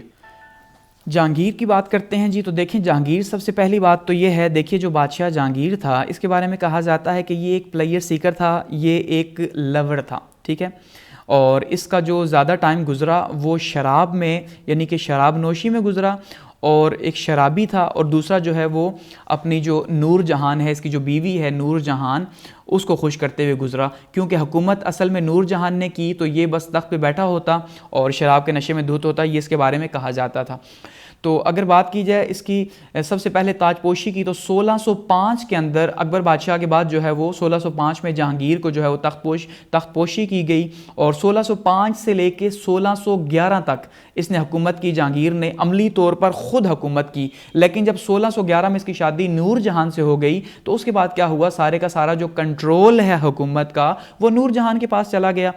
तो इसने नूरुद्दीन मोहम्मद जहांगीर के नाम से जो है वो तख्त पर बैठा और हुकूमत की। अब इसका जो बेटा था खुसरो, उसने क्या किया जी, उसने रिवॉल्ट कर दिया, क्योंकि उसकी ये ख्वाहिश थी, उसकी ये चाहत थी कि वो बादशाह बने, लेकिन अब बाप को ये कबूल नहीं था। तो ऐसे में क्या किया जी, इसने पहले तो बेटे को बंद किया, लेकिन उसके बाद बेटा जो है वहाँ से भाग गया पंजाब। अब जब बेटा पंजाब भाग गया और वहाँ जाके गुरु अर्जन जो है, एक सिखों के गुरु जो हैं, इन्होंने जो है वो साथ दिया पंजाब में प्रिंस खुसरो का। तो बादशाह ने यहाँ से क्या किया जी, फौज भेजी और जाके जी अपने बेटे को पकड़ लिया, और नतीजे के तौर पे यहाँ पे जो उसके सपोर्टर थे खुसरो के, उनको भी शिकस्त हुई, और ये जो सिखों का गुरु था इस गुरु को भी पकड़ लिया गया, और इस गुरु को दरबार में लाया गया और कहा गया कि तुमने मेरे बेटे का साथ क्यों दिया, इस बात को जो है एक्सप्लेन करो। तो गुरु अर्जुन एक्सप्लेन नहीं कर सके, और इस तरह से गुरु अर्जन को जो है वो फांसी दे दी गई। तो बहुत सी जगहों पे ये माना जाता है कि गुरु अर्जन को ज़ाती बिना पे फांसी दी गई, लेकिन हकीकत यह है कि गुरु अर्जन को फांसी इसलिए दी गई क्योंकि उन्होंने जो है वो जहांगीर के बेटे का, जो कि उस टाइम पे बगावत कर रहा था, उसका साथ दिया था, इस वजह से उसे फांसी दी गई। लेकिन इसका नतीजा ये निकला कि जो सिख थे आज तक जो है वो एक तो मुगलों से नफरत करते हैं, दूसरा सिखों ने जो है वो उस टाइम पे एक दुश्मनी ले ली मुगल हुकूमत के साथ, या खास करके जहांगीर के साथ, कि भाई अब हम आपको नहीं छोड़ेंगे, हम आपसे बदला ज़रूर लेंगे अपने गुरु को जो है, क्योंकि मजहबी पेशवा होते हैं गुरु, तो गुरु को जो है आपने जो है हमारे एग्जीक्यूट किया। तो उसके बाद क्या हुआ जी, बात की जाए अगर पर्शिया के साथ रिलेशंस की, ईरान के साथ, तो सबसे पहली एक नाकामी ये हुई कि कंधार जो है वो जहांगीर के हाथ से चला गया। यानी वो जो अकबर ने इतनी फतूहात की थी, और 1495 के अंदर जो है वो अकबर ने कंधार को फतह किया था, तो वो कंधार इसके हाथ से चला गया। अब शाह ईरान ने स्टार्ट में तो कोशिश की कंधार को हासिल करने की, लेकिन जब वो कामयाब ना हो सका तो उसने क्या किया जी, उसने कुछ तोहफे तहाइफ भेजे जहांगीर बादशाह के लिए कि भाई ये जो तोहफे हैं ये मेरी मोहब्बत है आपके लिए। तो जब जहांगीर को ये एहसास हुआ कि भाई वो इसके लिए दोस्ती या हमदर्दी रखता है, तो जहांगीर ने जो है वो अपनी को कंट्रोल को गिरफ्त जो है वो कमज़ोर की कंधार के ऊपर। तो नतीजे के तौर पे कंधार जो है वो 40 दिन के मुहासरे के बाद चला गया जी पर्शिया के पास, और दोबारा से वो कंधार वापस भी ना आ सका, क्योंकि उन्होंने खुरम को भेजा और जिसने इनकार कर दिया, जो बाद में शाहजहां कहलाया, तो शाहजहां ने इनकार कर दिया कंधार में दोबारा से वापस जाके ईरान के खिलाफ जंग लड़ने से। तो इस तरह वो चला गया। अब अगर बात की जाए लव लाइफ की, तो जहांगीर ने एक तो अनारकली से लव किया था, जिसके नतीजे के तौर पर बेचारी अनारकली जो है उसको माना जाता है कि भाई जो है वो लाहौर में जो है वो फोर्ट के अंदर जो है उसे जिंदा ही दरगोर कर दिया गया, क्योंकि वो नाचने वाली थी, गाने वाली थी। तो उससे जहांगीर को जो है, जो सलीम उस टाइम पे कहलाता था, उसको इश्क हो गया था, जो उसके बाप को कबूल नहीं था कि भाई एक नाचने वाली से कैसे मोहब्बत हो सकती है। इसकी वजह से सलीम को जो है बाद में कैद भी किया गया, लेकिन फिर जो है सलीम ने बगावत भी की, और इवन जो है वो अपनी हुकूमत भी कायम कर ली थी जहांगीर ने, लेकिन बाद में फिर सुलह सफाई हो गई। तो एक ये लव था। दूसरा, बादशाह बनने के बाद जो है नूरजहां से इसका लव हुआ। अब अगर हम नूरजहां की बात करें तो नूरजहां जो है वो कंधार की बेसिकली रहने वाले थे, ठीक है। इसके आबा अजदाद, उसका जो वालिद है अकबर के ज़माने में जो है वो हिंदुस्तान आया और अकबर के आके यहाँ पे नौकरी कर ली, यानी कि वहाँ पे उसके महल के अंदर काम स्टार्ट कर दिया। नूरजहां को माना यह जाता है कि पहली बार जो है वो अकबर ने देखा था जी मीना बाज़ार के अंदर। मीना बाज़ार में जब देखा अकबर ने, तो उस टाइम पे जो है वो अकबर उस पर फ़िदा हो गया नूरजहां के ऊपर। लेकिन उसके बाद क्या हुआ, नूरजहां की शादी हो गई। अब नूरजहां की शादी जो है वो अली कुली से हुई, और अली कुली जो है वो बंगाल का रहने वाला था। और उसके बाद जो है अली कुली की वफ़ात हुई, तो नूरजहां फिर वापस महल के अंदर आई, और महल के अंदर आई तो उस टाइम पर उसकी एक बेटी भी थी, लाडली बेगम, ठीक है जी। तो ये जो लाडली बेगम उसकी बेटी थी और 13 साल की थी, और ख़ुद नूरजहां जो है वो 34 ईयर्स की थी, 34 सालों की थी, लेकिन फिर भी माना जाता है कि बहुत ज़्यादा खूबसूरत थी, तो जहांगीर ने उससे शादी कर ली। एक राय ये भी है कि जहांगीर ने ख़ुद ही जो है इससे शादी करने के लिए जो अली कुली है उसको मरवा दिया था, यानी उसको कत्ल करवा दिया था। तो ये बाद में महल में आई, उसकी शादी हो गई। अब नूरजहां जो है माना जाता है ये इसका जो मसलिकन थी ये शिया थी, और इसके आने के बाद यानी नूरजहां के मलिका बनने के बाद जो है वो हिंदुस्तान के अंदर शियाइज़म बहुत ज़्यादा प्रमोट हुआ और उसे फैलाया गया, क्योंकि इससे पहले तो ये सुन्नी थे। तो उसमें माना जाता है कि नूरजहां जो है वो बहुत ज़्यादा काबिल थी, बहुत ज़्यादा इंटेलिजेंट भी थी, और बहुत ज़्यादा जो है वो आर्ट लवर भी थी। तो उसने क्या किया, जैसे ही उसकी शादी हुई तो उसने सारे का सारा कंट्रोल जो है वो संभाल लिया। अब नूरजहान की हुकूमत को दो हिस्सों में तकसीम किया जा सकता है। असल में हुकूमत जहांगीर की ही है, लेकिन असल में जो हुकूमत कर रहा है वो तो नूरजहान कर रही है। जहांगीर साहब तो सिर्फ बैठे हुए हैं शराब के नशे के अंदर, ठीक है, तो वो तो और कुछ भी नहीं करते। तो उसमें नूरजहान के एक तो 611 से लेके 622 तक का जो टाइम था, ये था नूरजहान जनता का। नूरजहान जनता का मतलब ये है कि एक तो नूरजहान थी, अपने यहाँ पे देखना है, दूसरा नूरजहान का भाई था आसिफ खान, ठीक है, और आसिफ खान था ये, और साथ में जो है इनका एक वजीर था, ठीक है, ये जो है ये मिलके हुकूमत चला रहे थे एक साइड पे। और उसके बाद क्या हुआ जी, उसके बाद 622 से लेके 627 तक जो है ये हालात बदल गए। ये टोटली जो है इसका जो कंट्रोल है वो थोड़ा सा चेंज हुआ, क्योंकि अब आसिफ खान जो है, अब आसिफ खान की जो बेटी थी उसकी शादी हो गई खुर्रम के साथ, यानी कि शाहजहां के साथ, जबकि शुरू में जो है नूरजहान की जो बेटी थी लाडली बेगम, उस लाडली की शादी जो है वो शहरयार से हो गई। अब शहरयार से शादी हुई तो नूरजहान ये चाहती थी कि हुकूमत में जो इन्फ्लुएंस है उसकी बेटी के शोहर का बने, यानी उसके दामाद का बने, और ये इसे इसके बाद हिंदुस्तान का बादशाह बनाना चाहती थी। जबकि आसिफ खान ये चाहता था कि जो शाहजहां है, जो कि जहांगीर का बेटा है, ठीक है, खुर्रम जिसका भी नाम था, तो ये जो है क्योंकि इसकी बेटी का शोहर भी था, वो चाहता था इसका हुकूमत पे कंट्रोल हो। तो इस तरह भाई बहन के बीच में एक फूट भी डली, और नतीजे के तौर पर खैर बाद में कामयाबी तो हमने देखा कि शाहजहां को ही मिली, यानी खुर्रम ही बादशाह बना हिंदुस्तान का बाद में, और जो है नूरजहान को नाकामी हुई। लेकिन यहां पे कुछ कंट्रोल थोड़ा सा चेंज हुआ। तो अगर बात की जाए नूरजहान की कंट्रीब्यूशन की आर्ट के हवाले से, तो क्योंकि बहुत ज़्यादा आर्ट लवर थी, खास करके माना जाता है जो अर्क गुलाब है, गुलाब का जो अर्क है वो नूरजहान ने निकालना सिखाया जो आज तक है। इसी तरह से जेवरात बनाना सिखाए, बहुत से कपड़ों के अंदर फैशन जो है, हम कह सकते हैं कि जो फैशन डिज़ाइनिंग थी उस ज़माने की, ठीक है, वो फैशन डिज़ाइनिंग हिंदुस्तान, क्योंकि हिंदुस्तान में सादे लोग थे या औरतें सादी थी, महलों के अंदर भी जो रहती थी वो इतना ज़्यादा फैंसी नहीं थी, लेकिन नूरजहान ने फैंसी किया, उनके जेवरात की जो है तराशा खराशा उसको नई शक्ल दी। अच्छा जी, इसी तरह से जो फैशन डिजाइनिंग थी वो मुतारिफ करवाई, तो बहुत ज्यादा आर्ट लवर थी नूरजहां। अब अगर बात की जाए उसके बाद फिर क्या हुआ, बंगाल के अंदर जो है वो बगावत हो गई, और बगावत को फिर कुचला गया जहांगीर के ज़माने में। गो कि जहांगीर था लेकिन अमलदारी तो नूरजहान की थी, तो नूरजहान ने इस बगावत को जो है वो बंगाल के अंदर जो थी उसको कुचला। उसके बाद मेवर जो है उसको जो है दोबारा से सबमिशन, यानी कि उसने मेवर ने जो है अमर सिंह जो है उसने दोबारा से सरेंडर कर दिया जहांगीर के आगे, पहले क्योंकि वो बगावत पे था तो उसने सरेंडर किया। उसके बाद राजपूत पॉलिसी की बात की जाए तो वही राजपूत पॉलिसी थी जहांगीर की जो इसके बाप अकबर की थी, यानी अकबर बादशाह ने अगर जैसे शादियां की थी तो वैसे जहांगीर ने भी शादियां की, और वैसे ही जो है अलायंसेस बना के रखे, जैसे अकबर ने बना के रखे थे वैसे ही जहांगीर ने भी अलायंसेस बना के रखे राजपूतों के साथ।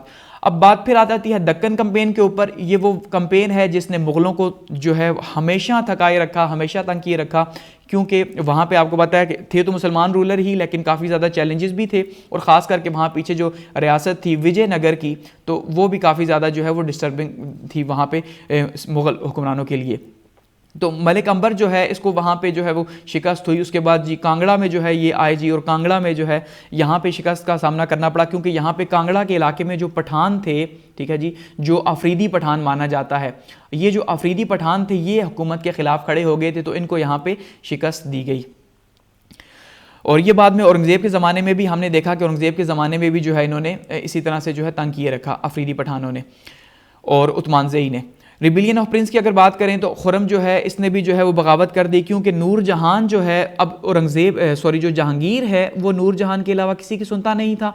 तो नूरजहान ने क्या किया जी, जहांगीर को ये इस बात पे उकसाया कि जो खुर्रम है वो काबिल नहीं और वो दगाबाजी कर रहा है अपने बाप के साथ। तो जहांगीर ने जो है अपनी टर्म्स ख़राब कर ली अपने बेटे खुर्रम के साथ, और खुर्रम ने जो इस तरह से बगावत कर दी, और बगावत के नतीजे के तौर पे खैर उसको शिकस्त हुई। 1623 में बिलीपुर की जो है वो बैटल हुई, उसके अंदर शिकस्त हुई, और नतीजे के तौर पे जो है खैर बाद में फिर कुछ अरसे तक तो इसी तरह ये जारी रही, लेकिन बाद में बाप और बेटे के बीच में जो है दोबारा से जो है वो सुलह हो गई। अब उसके बाद मोहब्बत ख़ान जो है उसने जो है वो बगावत कर दी। मोहब्बत ख़ान शुरू में नूरजहान की जो जनता है उसके साथ जो है वो फुल टाइम पे सपोर्टर था और मोहब्बत ख़ान रूल कर रहा था, लेकिन बाद में फिर कुछ जो है वो इख्तिलाफ़ात पैदा हुए। नतीजे के तौर पे जो है मोहब्बत ख़ान जो है उसने भी जो है वो खुर्रम के साथ मिल के रिवॉल्ट किया, तो उसके नतीजे के तौर पे वो भी फेल हुआ, और इस तरह से फिर एट दी एंड क्या हुआ कि जहांगीर की ही डेथ हो गई 1627 के अंदर, और उसके बाद नूरजहान भी जो है वो गायब हो गई, यानी कि वो भी जो है वो महल के अंदर चली गई, और जो है सारे का सारा इख्तियार शाहजहां के पास आ गया, और शाहजहां जो है उसने फिर आगे हुकूमत को चलाया।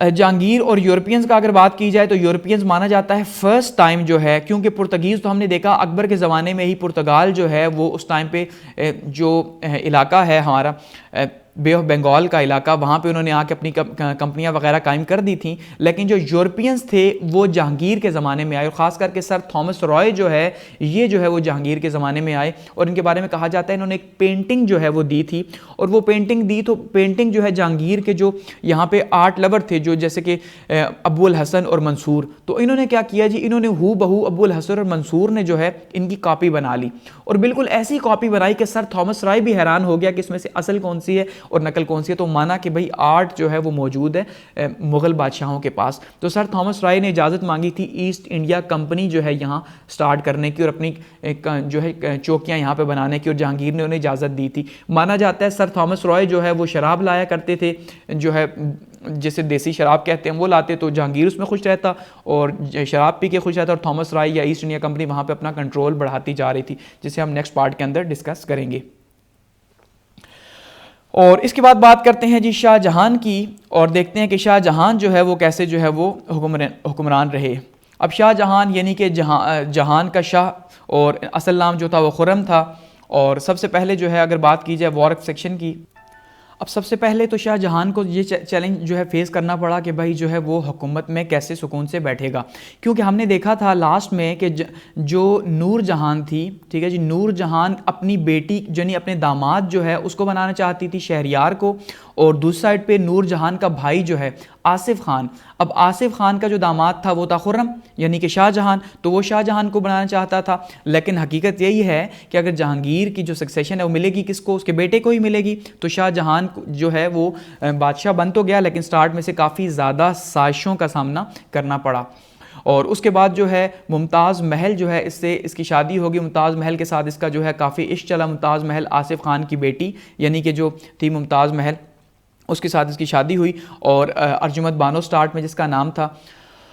और उसके बाद अगर बात करें तो शाहजहां को सबसे पहले जो है एक चैलेंज का सामना करना पड़ा, वो पुर्तगीज़ का था, क्योंकि जो पुर्तगाली थे उन्होंने काफ़ी ज़्यादा जो है वो जुल्म सितम बनाया हुआ था बंगाल के इलाके के अंदर, ठीक है। जो बंगाल का इलाका था इस कोस्ट के ऊपर, तो यहाँ पे पुर्तगाली सेटल हो चुके थे, तो यहाँ पे इन्होंने काफ़ी ज़्यादा लोगों के ऊपर जुल्म सितम किया हुआ था।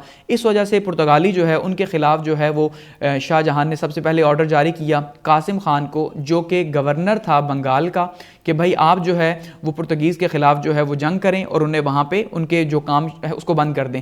तो कासिम खान ने वहाँ पे पुर्तगालियों को शिकस्त दी, और वहाँ पे उनके जितने भी वहाँ पे अड्डे वगैरह बने हुए थे उनको बंद कर दिया। और इसी दौरान जो है 1630 से 1632 जो है वो फेमन आया, एक कात पड़ा, और इस कात के नतीजे के तौर पे बहुत ज़्यादा परेशानी हुई, और ख़ास करके दक्कन के इलाके में इस कात ने जो है वो काफ़ी ज़्यादा डिस्टर्बेंसेस पैदा की। तो एक कात भी उस टाइम पे आया, और शाहजहां के लिए ये भी एक जो है वो चैलेंज था, यानी ये अर्ली चैलेंजेस जो है जो फेस करने पड़े शाहजहां को। उसके बाद अगर बात की जाए दक्कन पॉलिसी की, तो दक्कन पॉलिसी में शाहजहां ने भी वॉर्स की। अब जैसे मैं हर बार जिक्र करता आया हूँ कि भाई जो दक्कन था उसने बहुत ज़्यादा तंग किए रखा हर मुगल हुक्मरान को, हर मुगल हुक्मरान ने उसे फतह किया, लेकिन कुछ टाइम के बाद वो दोबारा से इंडिपेंडेंट हो जाते। और उसकी वजह क्या थी कि दिल्ली से जो फासला था दक्कन का वो बहुत ज़्यादा था, और वहाँ पर कंट्रोल रख पाना बहुत ज़्यादा मुश्किल था। तो ये सबसे बड़ी जो है उसकी वजह थी। तो अहमदनगर जो था सबसे पहले उसे जो है शाहजहां ने कहा सरेंडर करने का। तो जो अहमदनगर का जो उस टाइम पे जो निज़ाम था मलिक अंबर, वो तो बहुत ज़्यादा सख्त था, वो नहीं चाहता था कि वो सरेंडर करे, ठीक है। उसने तो जहांगीर को भी सरेंडर नहीं किया था, लेकिन उसके बाद उसकी वफ़ात के बाद उसका जो बेटा आया फ़ातेह खान, उसने जो है वो ये कुछ रास्ता इस्तेवार किया, और उसके बाद जो है अहमदनगर जो है वो मुग़ल हुक्मरानों के पास चला गया दोबारा से। फिर गोलकंडा जो है उसको भी सबमिट करना पड़ा, और बीजापुर जो है वहाँ पे आदिल शाह जो है इसने बहुत ज़्यादा सख्ती की, क्योंकि अब गोलकंडा में तो मुज़ाकरात से ही क्योंकि शाहजहां ने पहले तीनों रियासतें जो थी इनको ख़त लिखे, और ख़त लिख के ने कहा कि भाई आप हमारी सबमिशन को जो है वो कबूल करें, तो नतीजे के तौर पर इन्होंने उसे मान लिया, और इस तरह से। लेकिन बीजापुर जो है इसके जो आदिल शाह था वो खड़ा हो गया शाहजहां के अगेंस्ट में। ऐसे में फिर शाहजहां को यहाँ जंग लड़नी पड़ी और बीजापुर भी फतह कर लिया, लेकिन गो के काफ़ी ज़्यादा इसमें नुकसान भी हुआ। अगर बात करें नॉर्थ वेस्ट फ्रंटियर पॉलिसी की, तो जैसे कहा यहाँ के जो पठान कबाइल थे वो काफ़ी ज़्यादा जो है वो तंग कर रहे थे और मुग़लों को वो नहीं मानते थे और वो हर टाइम पे ही तंग करते रहते थे। तो यहाँ पे भी काफ़ी ज़्यादा जो है वो सख्त हिकमत अमली यहाँ पे रखनी पड़ी और ख़ास करके फिर दोबारा से कंधार को भी रिकवर किया गया 1638 के अंदर। अब लास्ट में हमने बात की थी कि कंधार देखिए, जब जहांगीर जो है, जहांगीर के ज़माने में कंधार को लिया गया था, जब ईरान ने दोबारा से उस पर कब्ज़ा कर लिया, तो उस टाइम पे जहांगीर ने खुर्रम यानी कि शाहजहां को भेजा था कि भाई जाके रिकवर करवाओ कंधार को, लेकिन खुर्रम ने इनकार कर दिया था।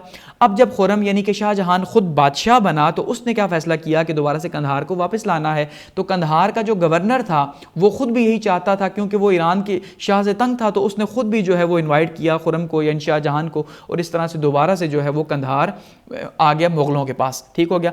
उसके बाद सेंट्रल एशिया में भी जो है इसने कोशिश की, लेकिन उज़्बेक्स वहाँ पे जो है वो बहुत ज़्यादा स्ट्रांग थे, इस वजह से वहां पे कोई से फायदा नहीं हो सका, खातिर ख्वाह कोई फायदा। उसके बाद बात की जाए वॉर ऑफ सक्सेशन की कि और शाहजहां जो है अभी उसका दौर चल रहा था, लेकिन उसके बाद एक खबर फैली कि भाई शाहजहां जो है वो बीमार हो गया, और बीमार हो गया तो शाही तबीबों ने यह कह दिया कि अब दोबारा से इसके ठीक होने का भी कोई चांस नहीं, यानी खबर ये फैल गई कि शाहजहां जो है वो मर चुका है। तो जब शाहजहां के मरने की जो खबर है ये फैली, तो नतीजे के तौर पे जो शाहजहां के बेटे थे यानी 4 बेटे, तो उन्होंने जो है अब उनके बीच में जंग स्टार्ट हो गई। जंग क्या कि भाई एक ने कोशिश की कि वो बादशाह बने, दूसरे ने कोशिश की कि वो बादशाह बने, और हर एक की अपनी अपनी कोशिश थी। ठीक है। अब उसमें देखते हैं कि वॉर ऑफ सक्सेशन के अंदर क्या हुआ। अब ये जो बीजापुर या ग्वालकंडा की रियासतें हैं, अब इन्होंने यहाँ पे सबसे पहले इनको देखिए कि एक तो दोबारा से 1653 टू 1658 औरंगजेब जो है इसको दक्कन का बना दिया गया था वहाँ पे गवर्नर। अब दक्कन का गवर्नर बनाया गया, लेकिन औरंगजेब के कुछ अपने फादर के साथ कुछ टर्म्स बेहतर नहीं थी, तो औरंगजेब ने क्या किया, रिज़ाइन कर दिया। ठीक है। अब जब औरंगजेब ने रिज़ाइन कर दिया तो औरंगजेब रिज़ाइन करने के बाद उसको गुजरात भेज दिया गया, और उसके बाद दोबारा से जो है औरंगजेब को बना दिया गया जी 1653 से 1658 तक हैदराबाद का दक्कन का गवर्नर बना दिया गया। ठीक है। और उसने फिर गोलकंडा के ऊपर भी अटैक किया और बीजापुर के ऊपर भी अटैक किया, और ने दोबारा से जो है वो मुगल सल्तनत में वापस लेके आया। तो इस वजह से जो औरंगजेब था उसको काफ़ी ज़्यादा एक तो वॉर एक्सपीरियंस भी था, और वो भी काफ़ी टफ रियासतों के साथ लड़ने का वॉर एक्सपीरियंस रहा उसे। अब वॉर ऑफ सक्सेशन की अब बात कर रहे थे कि भाई बादशाह के मरने की खबर फैल गई, लेकिन बादशाह असल में बीमार था। अब ऐसे में क्या हुआ कि जो बादशाह था यानी शाहजहां खुद जो था, अब शाहजहां 1657 के अंदर बीमार हुआ, वो ये खुद चाहता था कि उसकी जो हुकूमत है वो दारा शिकोह को मिले। ठीक है। अब दारा शिकोह को क्यों मिले, क्योंकि दारा से वो बहुत मोहब्बत करता था, ये छोटा था तो दारा से मोहब्बत करता था, और ये पंजाब का गवर्नर था, और इसके व्यूज़ के बारे में कहा जाता है कि इसके बहुत ही लिबरल व्यूज़ थे, बहुत आज़ाद ख्याल था, हिंदुओं के साथ मेल जोल या इस्लाम को कोई ख़ास कोई इसकी ज़िंदगी में अमल दखल नहीं था। दूसरा बेटा जो था वो शुजा बंगाल का गवर्नर था, और वो प्लेयर सीकर था, वो सुकून की तलाश में रहता, वो भी यानी उसकी पर्सनैलिटी बताई जा रही है। तीसरा मुराद था जो कि गुजरात का गवर्नर था, जो कि माना जाता है ब्रेनलेस था और बहुत ज़्यादा गुस्सा आता था इसे। और चौथा था औरंगजेब। अब औरंगजेब जो है वो फिटेस्ट ऑफ ऑल था, यानी कि ये सब में सबसे बेहतर अगर बात की जाए दारा में, शुजा में, मुराद में, तो वो औरंगजेब था। ठीक है जी, औरंगजेब सबसे फिट था। अब यहाँ पे अगर आप मैप को देखिए तो मैप में आप देखिए तो दारा जो है वो पंजाब का गवर्नर था। इसका मतलब ये जो एरिया है जो दिल्ली के साथ है सबसे क्लोज जो है ये दिल्ली, तो ये यहाँ का जो गवर्नर था वो था दारा। अब दारा जो है ये बाप भी यही चाहता था कि उसके बाद जो है वो हुकूमत किसको मिले, दारा को मिले। दूसरा था शुजा जो कि बंगाल का गवर्नर था इस साइड पे, और तीसरा मुराद जो था वो गुजरात का गवर्नर था, और चौथा जो है वो यहाँ पे दक्कन का गवर्नर था औरंगजेब। ठीक है जी। अब अगर बात की जाए तो वॉर ऑफ सक्सेशन स्टार्ट कैसे हुई कि दारा जो है उसने सबसे पहले क्या किया जी, उसने अपने बाप को पीछे कर दिया और कहा कि अब मैं खुद जो है इनका सामना करूंगा और खुद जो है बैठूंगा तख्त के ऊपर। तो उसने यहाँ रोडों के ऊपर पहरे लगा दिए, वो रोड जो बंगाल जाती थी, वो रोड जो दक्कन जाती थी, वो रोड जो गुजरात जाती थी, यहाँ पहरे लगा दिए कि भाई किसी तरह इसके भाइयों को खबर ना मिले कि बादशाह जो है वो मर चुका है, गो कि वो मरा नहीं था। तो उसने क्या किया जी, यानी शुजा को रोकने के लिए और मुराद को रोकने के लिए जो है वो क्या किया जी, वहां पे रास्ते के ऊपर पहरे बिठा दिए, लेकिन फिर भी खबर मिल गई। अब जब खबर फैली तो उसके बाद फिर क्या हुआ जी, अब ये जो सुलेमान शिका था जो कि बेटा था दारा का, ठीक है, अब ये भी इसको बंगाल में यहाँ पे इस रास्ते बिठा दिया कि भाई तुमने जो है यहाँ पे देखना है, उनका मुकाबला करना है। अब इवेंट्स कुछ ऐसे होते हैं कि सबसे पहले जो बैटल होती है वो बहादुरगढ़ के अंदर होती है। अच्छा, अब क्या हुआ कि सबसे पहले अगर हम बात करें बहादुरगढ़ की जंग की, तो बहादुरगढ़ जंग में क्या हुआ कि जो शुजा था, यहाँ अगर मैप में आप देखें तो शुजा ने क्या किया जी, सबसे पहले ये यहाँ से निकला, इसने खुद को इंपीरियर डिक्लेयर कर दिया और इसने ऐलान किया कि ये खुद बादशाह है। इसने खुद की बादशाहत का ऐलान किया और यहाँ से जो है वो तख्त की तलाश में ये निकला और यहाँ पे बनारस के करीब जो है बहादुरगढ़ में इसको दारा के जो बेटा है, जो सुलेमान शिको दारा का जो बेटा था, उसकी फ़ौज का सामना करना पड़ा और यहाँ पे जो है नतीजे के तौर पे क्या हुआ कि शुजा को शिकस्त हुई और शुजा वापस बंगाल वापस आ गया, यानी कि उसका जोश ख़त्म हो गया। दूसरी साइड पे मुराद जो था, उसकी अब कोशिश थी, उसने भी खुद को अनाउंस कर दिया था कि मैं भी बादशाह हूँ। मुराद ने भी, यानी गुजरात का जो गवर्नर था, और उसने भी मार्च करने का फैसला किया। और तीसरी साइड पे औरंगज़ेब था। अब औरंगज़ेब ये जानता था कि भाई अब अकेले जो है फ़ौज का मुकाबला, तो शाही फ़ौज का मुकाबला तो किया नहीं जा सकता, इसलिए औरंगज़ेब ने क्या किया कि अपने भाई मुराद के साथ मिल के जो है वो एक अलायंस बना लिया कि भाई अगर हम दोनों मिल के जो है इनके खिलाफ लड़ते हैं तो हम जीत जाएंगे, और जब हम जीतेंगे तो हिंदुस्तान को हम क्या करेंगे, तकसीम कर लेंगे आधा आधा आपस में। अब ऐसे में क्या हुआ कि ये जो है बढ़ते हैं आगे और वहाँ से जो दारा की फ़ौज है वो भी आती है और धर्मत के मकाम पे इनका आमना सामना होता है और वहाँ पे जो है उसकी फ़ौज को शिकस्त होती है, यानी दारा की जो फ़ौज है उसको शिकस्त दे देते हैं औरंगज़ेब और मुराद की फ़ौज मिलके।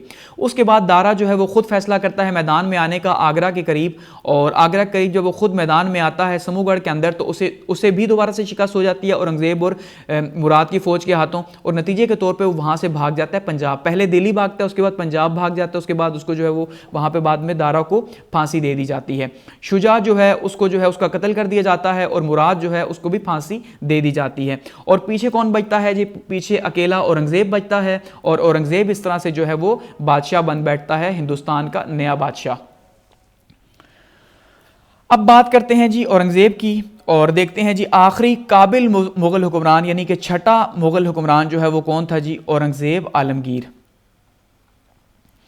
औरंगज़ेब आलमगीर की सबसे पहले बात करें तो 1658 के अंदर जो है तख्तपोशी हुई, और हम ये जानते हैं कि पूरे का पूरा वॉर ऑफ सक्सेशन के बाद जो है ये पूरी की पूरा कहानी चली, किस तरह से लड़ के उसने जो है अपने भाइयों से उनको कत्ल करके उसके बाद जो है बना। गो के माना भी ये जाता है कि भाई ये उसकी मजबूरी थी। मजबूरी क्या थी कि अगर उनमें से यानी भाइयों में से अगर कोई हुकूमत में आता तो भाई जो हैं वो सारे के सारे ऐसे नहीं थे कि वो हिंदुस्तान की एक तो सल्तनत को बचा सकते, दूसरा औरंगज़ेब एक इस्लामी दिमाग रखता था, एक ऑर्थोडॉक्स था, एक कटर था, तो इस्लामी दिमाग रखता था, हाफिज़ कुरान भी था औरंगज़ेब, ठीक है। तो इसकी ये कोशिश थी कि इस्लाम का जो है वो रिवाइवल किया जाए मुग़ल सल्तनत के अंदर या हिंदुस्तान के अंदर। तो उसके लिए क्या था, उसके लिए ज़रूरी था कि भाई ये अपने भाइयों को जो है वो शिकस्त दे, साइड पे करे और ख़ुद इस्लाम का बोलबाला करने के लिए सामने आए।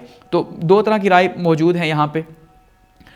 अब उसके बाद क्या हुआ जी, अब सबसे पहला चैलेंज था नॉर्थ ईस्टर्न फ्रंटियर का और दूसरा था नॉर्थ वेस्ट फ्रंटियर का चैलेंज था, जो कि औरंगज़ेब को फेस करना था। यानी एक साइड पे जो है, अब देखिए यहाँ पे ईस्ट की साइड पे जो बंगाल की साइड पे एक इश्यूज थे, और दूसरा जो है यहाँ पे इस साइड पे थे, क्योंकि यहाँ पे अगर दिल्ली है तो ये जो पठान थे ये उस टाइम पे नॉर्थ वेस्ट फ्रंटियर के जो है शुमाली मगरबी सूबे के जो पठान थे, जो पीछे भी जिक्र कर चुका हूँ, काफ़ी ज़्यादा स्ट्रॉन्ग हो चुके थे। अब इन्हीं में जो है पठान जो काफ़ी ज़्यादा स्ट्रांग हो गए थे, तो वो बहुत ज़्यादा रिवॉल्ट कर रहे थे, ख़ास करके उनमें जो है खुशाल खान भी शामिल थे। खुशाल खान खटक जो हमारे, जिनको हम पश्तो शायर मानते हैं, ठीक है जी, तो पश्तो शायर वो भी मुग़लों के बहुत ज़्यादा ख़िलाफ़ थे और उन्होंने भी औरंगज़ेब की हुकूमत के ख़िलाफ़ या मुग़ल हुकूमत के ख़िलाफ़ जो है वो स्टार्ट कर दिया था। तो ऐसे में जो है इनके ख़िलाफ़ भी लड़ना जो है बहुत ज़्यादा इंपॉर्टेंट था। अब उसमें सबसे पहले अगर हम बात करें जी ईस्टर्न फ्रंट की, कि यहाँ पे क्या जो है वो प्रॉब्लम्स आए, यानी कि मशरकी साइड पे क्या प्रॉब्लम्स आए, क्योंकि इससे पहले मशरकी साइड पे ज़्यादा प्रॉब्लम्स नहीं थे मुग़लों को। तो यहाँ माना जाता है कि आहूज़ के साथ जो स्ट्रगल थी ये काफ़ी ज़्यादा थी। अब आहूज़ कौन है, ये जो आहूज़ थे ये माना जाता है कि ये किसी टाइम पे यहाँ से, यानी कि जो भूटान और नेपाल का इलाका है, यहाँ से ये बिहार के इलाका में आके बसे थे, ठीक है। और बिहार के इलाका या बिहार के साथ जो आसाम का इलाका है, इस आसाम के इलाके में आके बसे। तो पहले तो इन्होंने सबमिशन कबूल कर ली थी मुग़ल एम्पायर की, लेकिन उसके बाद आहिस्ता आहिस्ता या ख़ास करके जहांगीर की वफ़ात के बाद जो है इन्होंने क्या किया जी, ख़ुद को इंडिपेंडेंट डिक्लेयर कर दिया। इसलिए जो है फिर क्या हुआ कि जो आसाम है वो लॉस, यानी आसाम चला गया मुग़ल सल्तनत से, क्योंकि आसाम पर इन्होंने कब्ज़ा कर लिया। तो ऐसे में क्या हुआ, मीर जुमला जो एक बहुत काबिल शख्स था उसकी डेथ भी हो गई। तो फिर ऐसे में जो जहांगीर था उसने इनके खिलाफ जंग लड़ी और यहाँ पे जो है इस इलाके को जो है वो बाजियाब कराया, लेकिन दोबारा से कुछ ही अरसे के बाद ये इलाका दोबारा से इनके हाथ से निकल गया। उसके बाद अगर NWF की बात की जाए तो अफ़गान ट्राइब्स जो थे, जिसका मैं जिक्र कर रहा हूँ, आफरीदी जो थे या जो उज़्बेक्स थे, ख़ास करके खुशाल खान खटक या आफरीदी ट्राइब्स या फिर जो यूसुफ जई जो थे, इन्होंने काफ़ी ज़्यादा प्रॉब्लम्स क्रिएट की हुई थी। तो यहाँ पे इनके ख़िलाफ़ जो है काफ़ी सख्त किस्म की जो है वो हिकमत अमली अपनानी पड़ी। इवन पूरा 1 साल जो है वो हसन अब्दाल के अंदर, ठीक है, ये हरीपुर के पास जो हसन अब्दाल है, हसन अब्दाल के अंदर जो है 1675 के पास जो है 1675 में, यानी पूरा 1 साल औरंगज़ेब ने यहाँ पे गुजारा और यहाँ पे इस जंग को जो है वो देखते रहे और यहाँ पे जो है इन अफ़गानों को शिकस्त दी ताकि जब ये वापस दिल्ली जाएं तो वहाँ पे सुकून से हुकूमत की जा सके, इनका प्रॉब्लम ना हो। उस तरह यहाँ खुशाल खान की जो फ़ौजें थीं या जो बागी थे उनको शिकस्त हुई। अगर रिलीजियस पॉलिसी की बात की जाए तो क्योंकि बहुत ज़्यादा मजहबी था औरंगज़ेब को बहुत ज़्यादा एक अल्लाह का वली भी माना जाता है कि भाई औरंगज़ेब जो है वो एक अल्लाह का वली था। तो इस वजह से जो मजहबी तबका है, जैसे अकबर के बहुत ज़्यादा मुखालिफ है मजहबी तबका, वैसे ही मजहबी तबका जो औरंगज़ेब है उसके बहुत ज़्यादा हक में है। और इंटरेस्टिंग बात यह है कि जैसे अकबर को हिंदू मानते हैं आज भी हिंदुस्तान के अंदर, उसके ऊपर मूवीज़ बनाई गई या इतना ज़्यादा अकबर को माना गया, वैसे ही उतनी ज़्यादा मुखालफत करते हैं हिंदू औरंगज़ेब की कि औरंगज़ेब के नाम के जितने भी रोडें थी, जो उसकी फतूहात थी, उनको उन्होंने उनका नाम चेंज कर दिया, उसकी फतूहात पर उन्होंने बहुत ज़्यादा तनकीद की। हिंदू क्योंकि बहुत ज़्यादा बुरा मानते हैं, उसकी वजह क्या थी? क्योंकि ये एक सख्त किस्म के मुसलमान थे, तो इन्होंने हिंदुओं की मुखालफत की। गो कि कोशिश ये थी कि दोबारा से इस्लाम का रिवाइवल हो सके, इसलिए इन्होंने कोई जानबूझ के कोई जंगें नहीं लड़ी, लेकिन उनके ऊपर इल्ज़ामात बहुत ज़्यादा लगे क्योंकि इन्होंने जिजिया बहाल कर दिया। हिंदुओं ने इसके ऊपर बहुत ज़्यादा शोर शराबा किया और पूरे का पूरा इकट्ठा हो गए हिंदू कि भाई हमसे तो जिजिया अकबर ने बंद कर दिया था लेना, तो आप कैसे दोबारा से ले रहे हैं? ठीक है जी। और मंदिर जो है, ये इल्ज़ाम लगता है मंदिर का कि मंदिर अकबर औरंगज़ेब जो है इसने मंदिर गिराए और वहाँ पे मसाजिद तामीर करवाई। तो हकीकत ये है कि औरंगज़ेब का ये मानना है या बहुत से हिस्टोरियंस का ये मानना है कि जो औरंगज़ेब ने जो मसाजिद हैं वो एक्चुअली में नहीं गिराई, वो सिर्फ वो मसाजिद जो हैं, वो मंदिर जो हैं उनको गिराया गया जहाँ पे जिनको गिरा के मसाजिद बनाई गई थी। यानी अगर कहीं पे पहले मंदिर था उसको गिराया गया, डिमोलिश किया गया और वहाँ पे जो है बाद में जो है जहाँ पे कहीं मस्जिद थी तो उसको शहीद करके वहाँ मंदिर बनाया गया। तो औरंगज़ेब ने क्या किया, उस मंदिर को दोबारा से गिरा के वहाँ पे मस्जिद बना दी। ये औरंगज़ेब ने किया, हिस्टोरियंस ये मानते हैं।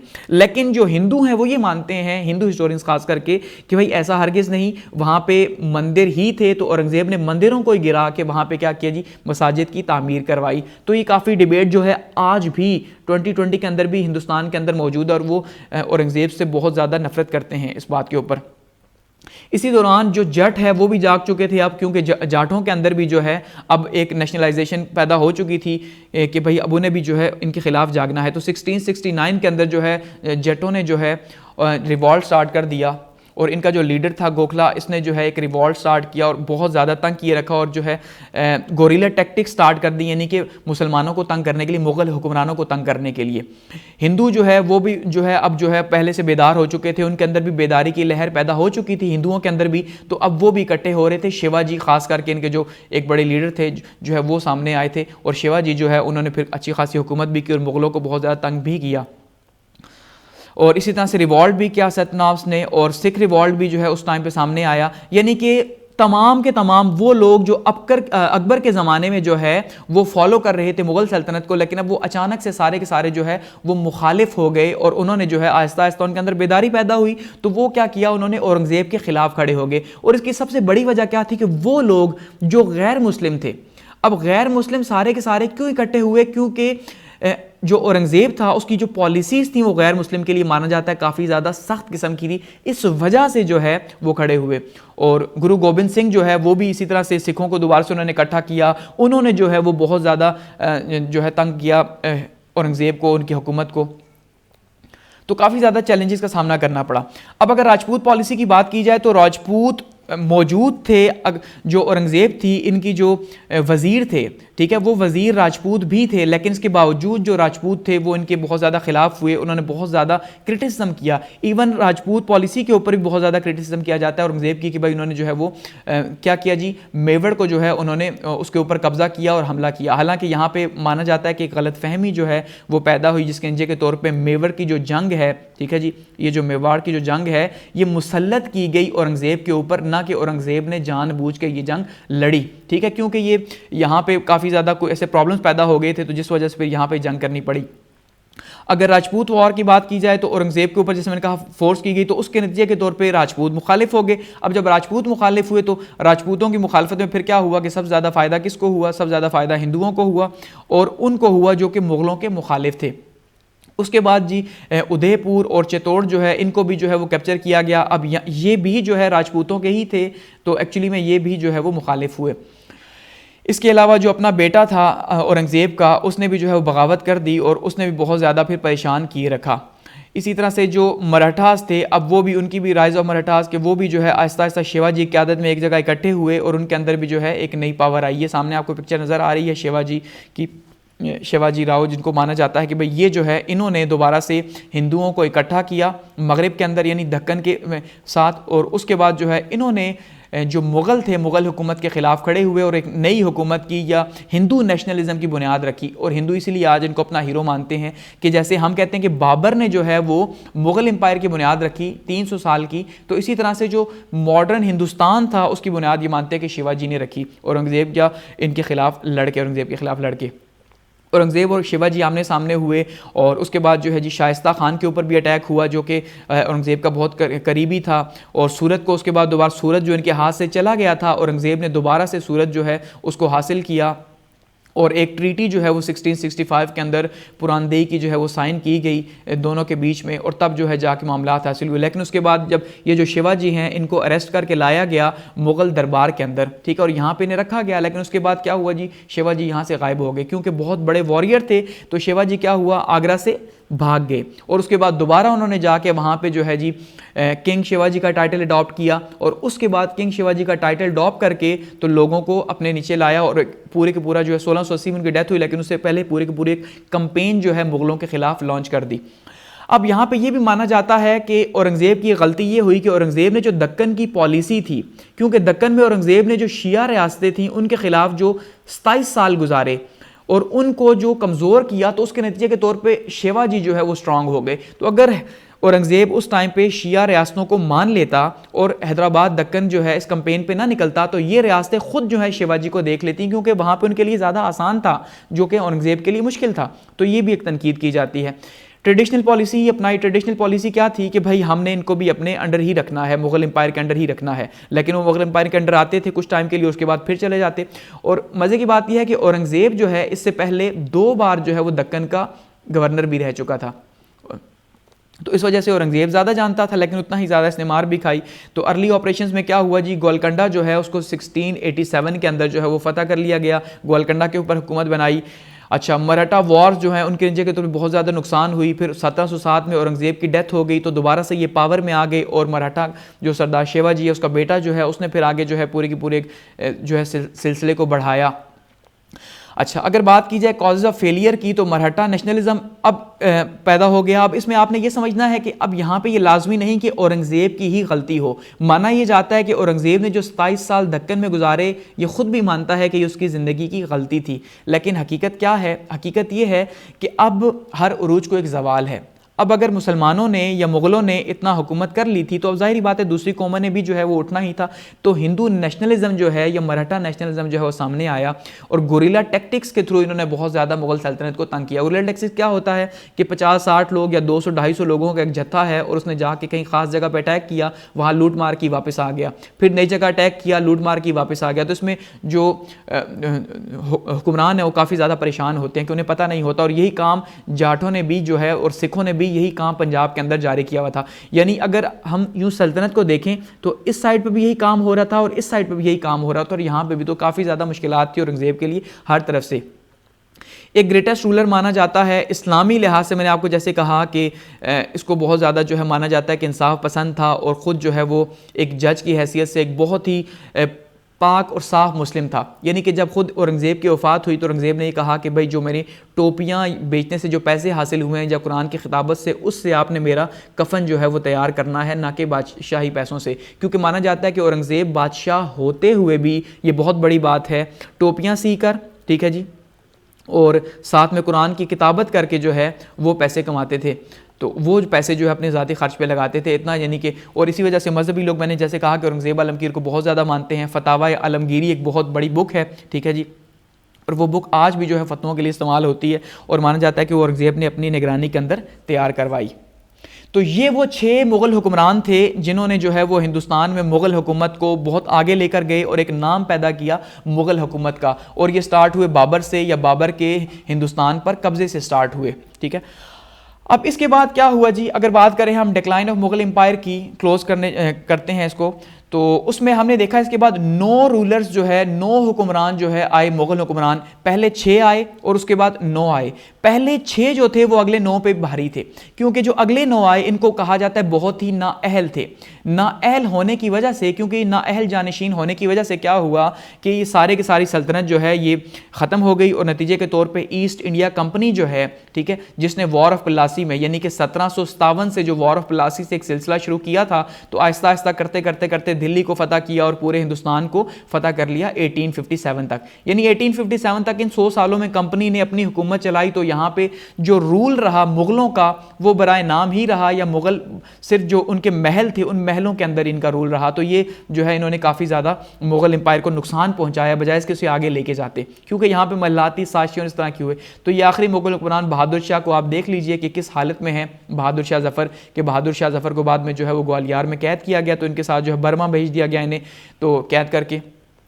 तो कहने का मतलब ये है कि एट दी एंड जो है वो मुग़ल एम्पायर जो है अपने इन नाअहल जानशीनों की वजह से जो है क्या हुआ जी, आहिस्ता आहिस्ता नीचे गई और जवाल पजीर हो गई और इस तरह से इसका खात्मा हो गया। तो जो 6 हुक्मरान थे वो वही 6 मुग़ल हुक्मरान थे जिन्होंने एक बहुत अहम किरदार अदा किया था।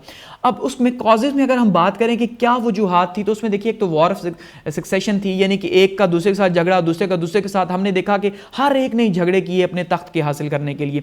कोई कैरेक्टर नहीं था उनका मुग़ल हुक्मरानों का, यानी कोई कैरेक्टर नाम की कोई चीज़ नहीं थी।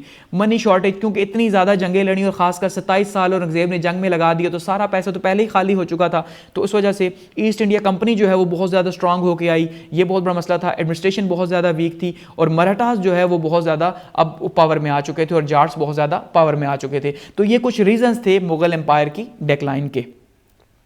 अब बात करते हैं जी आर्किटेक्चर की, कि आर्किटेक्चर जो है वो क्या क्या बना मुग़लों के अंडर। वैसे तो मुग़लों ने जो है आर्ट एंड आर्किटेक्चर के ऊपर बहुत ज़्यादा फोकस किया, लेकिन वो जो फेमस जो इनकी आज यादगारें मौजूद हैं, अगर इनके ऊपर बात करें तो सबसे पहले बाबर की बात करें तो बाबर की सबसे फेमस जो है वो बाबरी मस्जिद है अयोध्या की। ये यहाँ पर आपको फर्स्ट नंबर पर दिखाई दे रही है, जिसके ऊपर आज भी काफ़ी ज़्यादा तनाज़ा बना हुआ है और वहाँ की सुप्रीम कोर्ट ने ये इजाज़त दी है कि आप यहाँ पर मंदिर की तामीर करें। ठीक है, माना यह जाता है, हिंदू ये मानते हैं कि यहाँ पर पहले जो मस्जिद गिराई गई थी 1992 के अंदर जो शहीद हुई थी, तो उस मस्जिद को पहले मंदिर को गिरा के मस्जिद बनाई गई थी, जबकि मुसलमानों का ये मानना है कि भाई ये पहले से ही मस्जिद थी, तो इस वजह से हमने जो है यहाँ पे मस्जिद कायम की। तो खैर इसका अयोध्या के अंदर आज भी ये जो है एक मुकदमा लगा हुआ है, इसका फैसला तो आया लेकिन मुसलमानों के अगेंस्ट।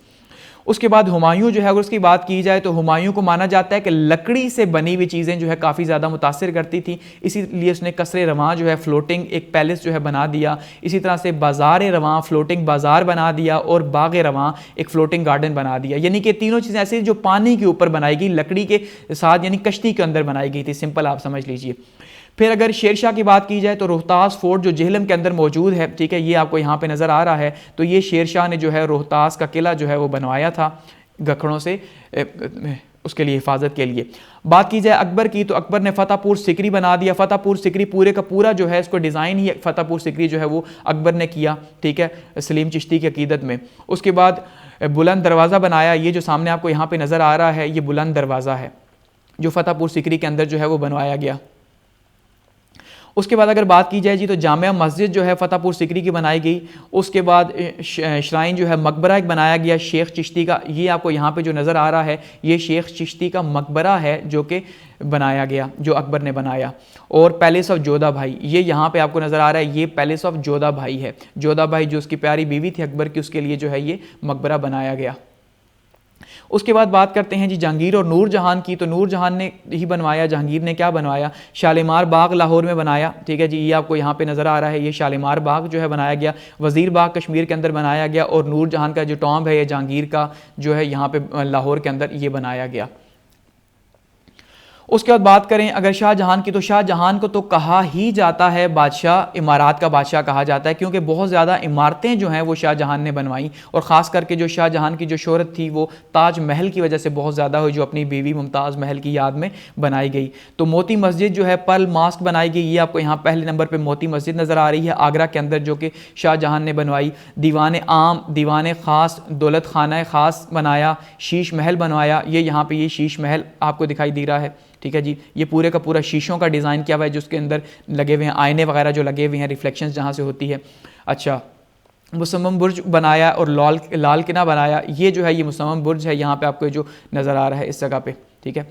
और लाल किला जो है उसके बाद बनाया जो बहुत फेमस है। दिल्ली फोर्ट जो है, और रंग उसकी दिल्ली फोर्ट बनाया, और दिल्ली फोर्ट के अंदर ये बनवाया रंग महल, हीरा महल, मोती महल जो है बनाया, और जामा मस्जिद जो दिल्ली है वो भी बनाई है। यहाँ पे आपको जामा मस्जिद दिल्ली भी नज़र आ रही है। उसके बाद पीकॉक थ्रोन जो बहुत फेमस है और जिसके ऊपर खरबों रुपए जो है उस टाइम पे खर्च किए गए, यानी कि जो तख्त ताउस है। अब तख्त ताउस क्या है? मोर की तरह का बैठने के लिए तख्त बनाया गया था, ये जो आपको सामने यहाँ पे दिखाई दे रहा है, जो कि नादिर शाह जो है बाद में 1739 में से लेके अपने साथ ईरान चला गया। गो कि मुगलों ने क्या किया, पैसा लगाया, इतना बनाया, और तकरीबन उस टाइम पे 5 करोड़ की लागत आई। तो आज आप अंदाज़ा कर लें कि इसकी क्या जो है वो वैल्यू होगी। इसके 12 जो है वो पिलर्स थे, और 3.5 इसकी जो है गज लंबाई थी, यार्ड्स लंबाई, और 2.5 यार्ड जो है इसकी विड्थ थी, और 5 यार्ड इसकी जो है वो हाइट थी। तो ये बनाया गया, लेकिन बाद में भी किसी काम ना आ सका, और नादिर शाह लेके चला गया। उसके बाद अगर बात करें ताजमहल की, तो ताजमहल दुनिया के 7 अजूबों में से एक अजूबा है, और 22 साल इसको लगे बनाने में। मुमताज़ महल की याद में बनाया, और तकरीबन 20,000 लोग हर रोज़ इसके लिए काम करते उसे बनाते। और अगर बात करें औरंगज़ेब की, तो औरंगज़ेब ने बादशाही मस्जिद लाहौर जो है, वैसे तो बहुत सी, जैसे मैंने कहा, इल्ज़ाम लगता है कि सारे ही मंदिर तोड़वा के मस्जिद बनवाई, लेकिन हकीकत यह है कि औरंगज़ेब ने वही मंदिर तोड़वाए जो पोलिटिकल कॉजेज़ के लिए यूज़ होते थे, जहाँ पर सियासत की जाती थी, ठीक है। और दूसरा जो फेमस है वो यही है, बादशाही मस्जिद लाहौर है, और ये ताजमहल है जो वाइट मार्बल से बना हुआ है। तो यहाँ पे इसको क्लोज करते हैं, काफ़ी ज़्यादा जो है ये डिटेल में बहुत ज़्यादा लेंथी हो चुका है। अब इसके बाद इंशाल्लाह जब हम आगे बढ़ेंगे तो ईस्ट इंडिया कंपनी की जो है वो बात करेंगे, और कमेंट सेक्शन आपकी राय के लिए और आपकी तनकीद के लिए और आपके अप्रिसिएशन के लिए खुला हुआ है। Thank you so much.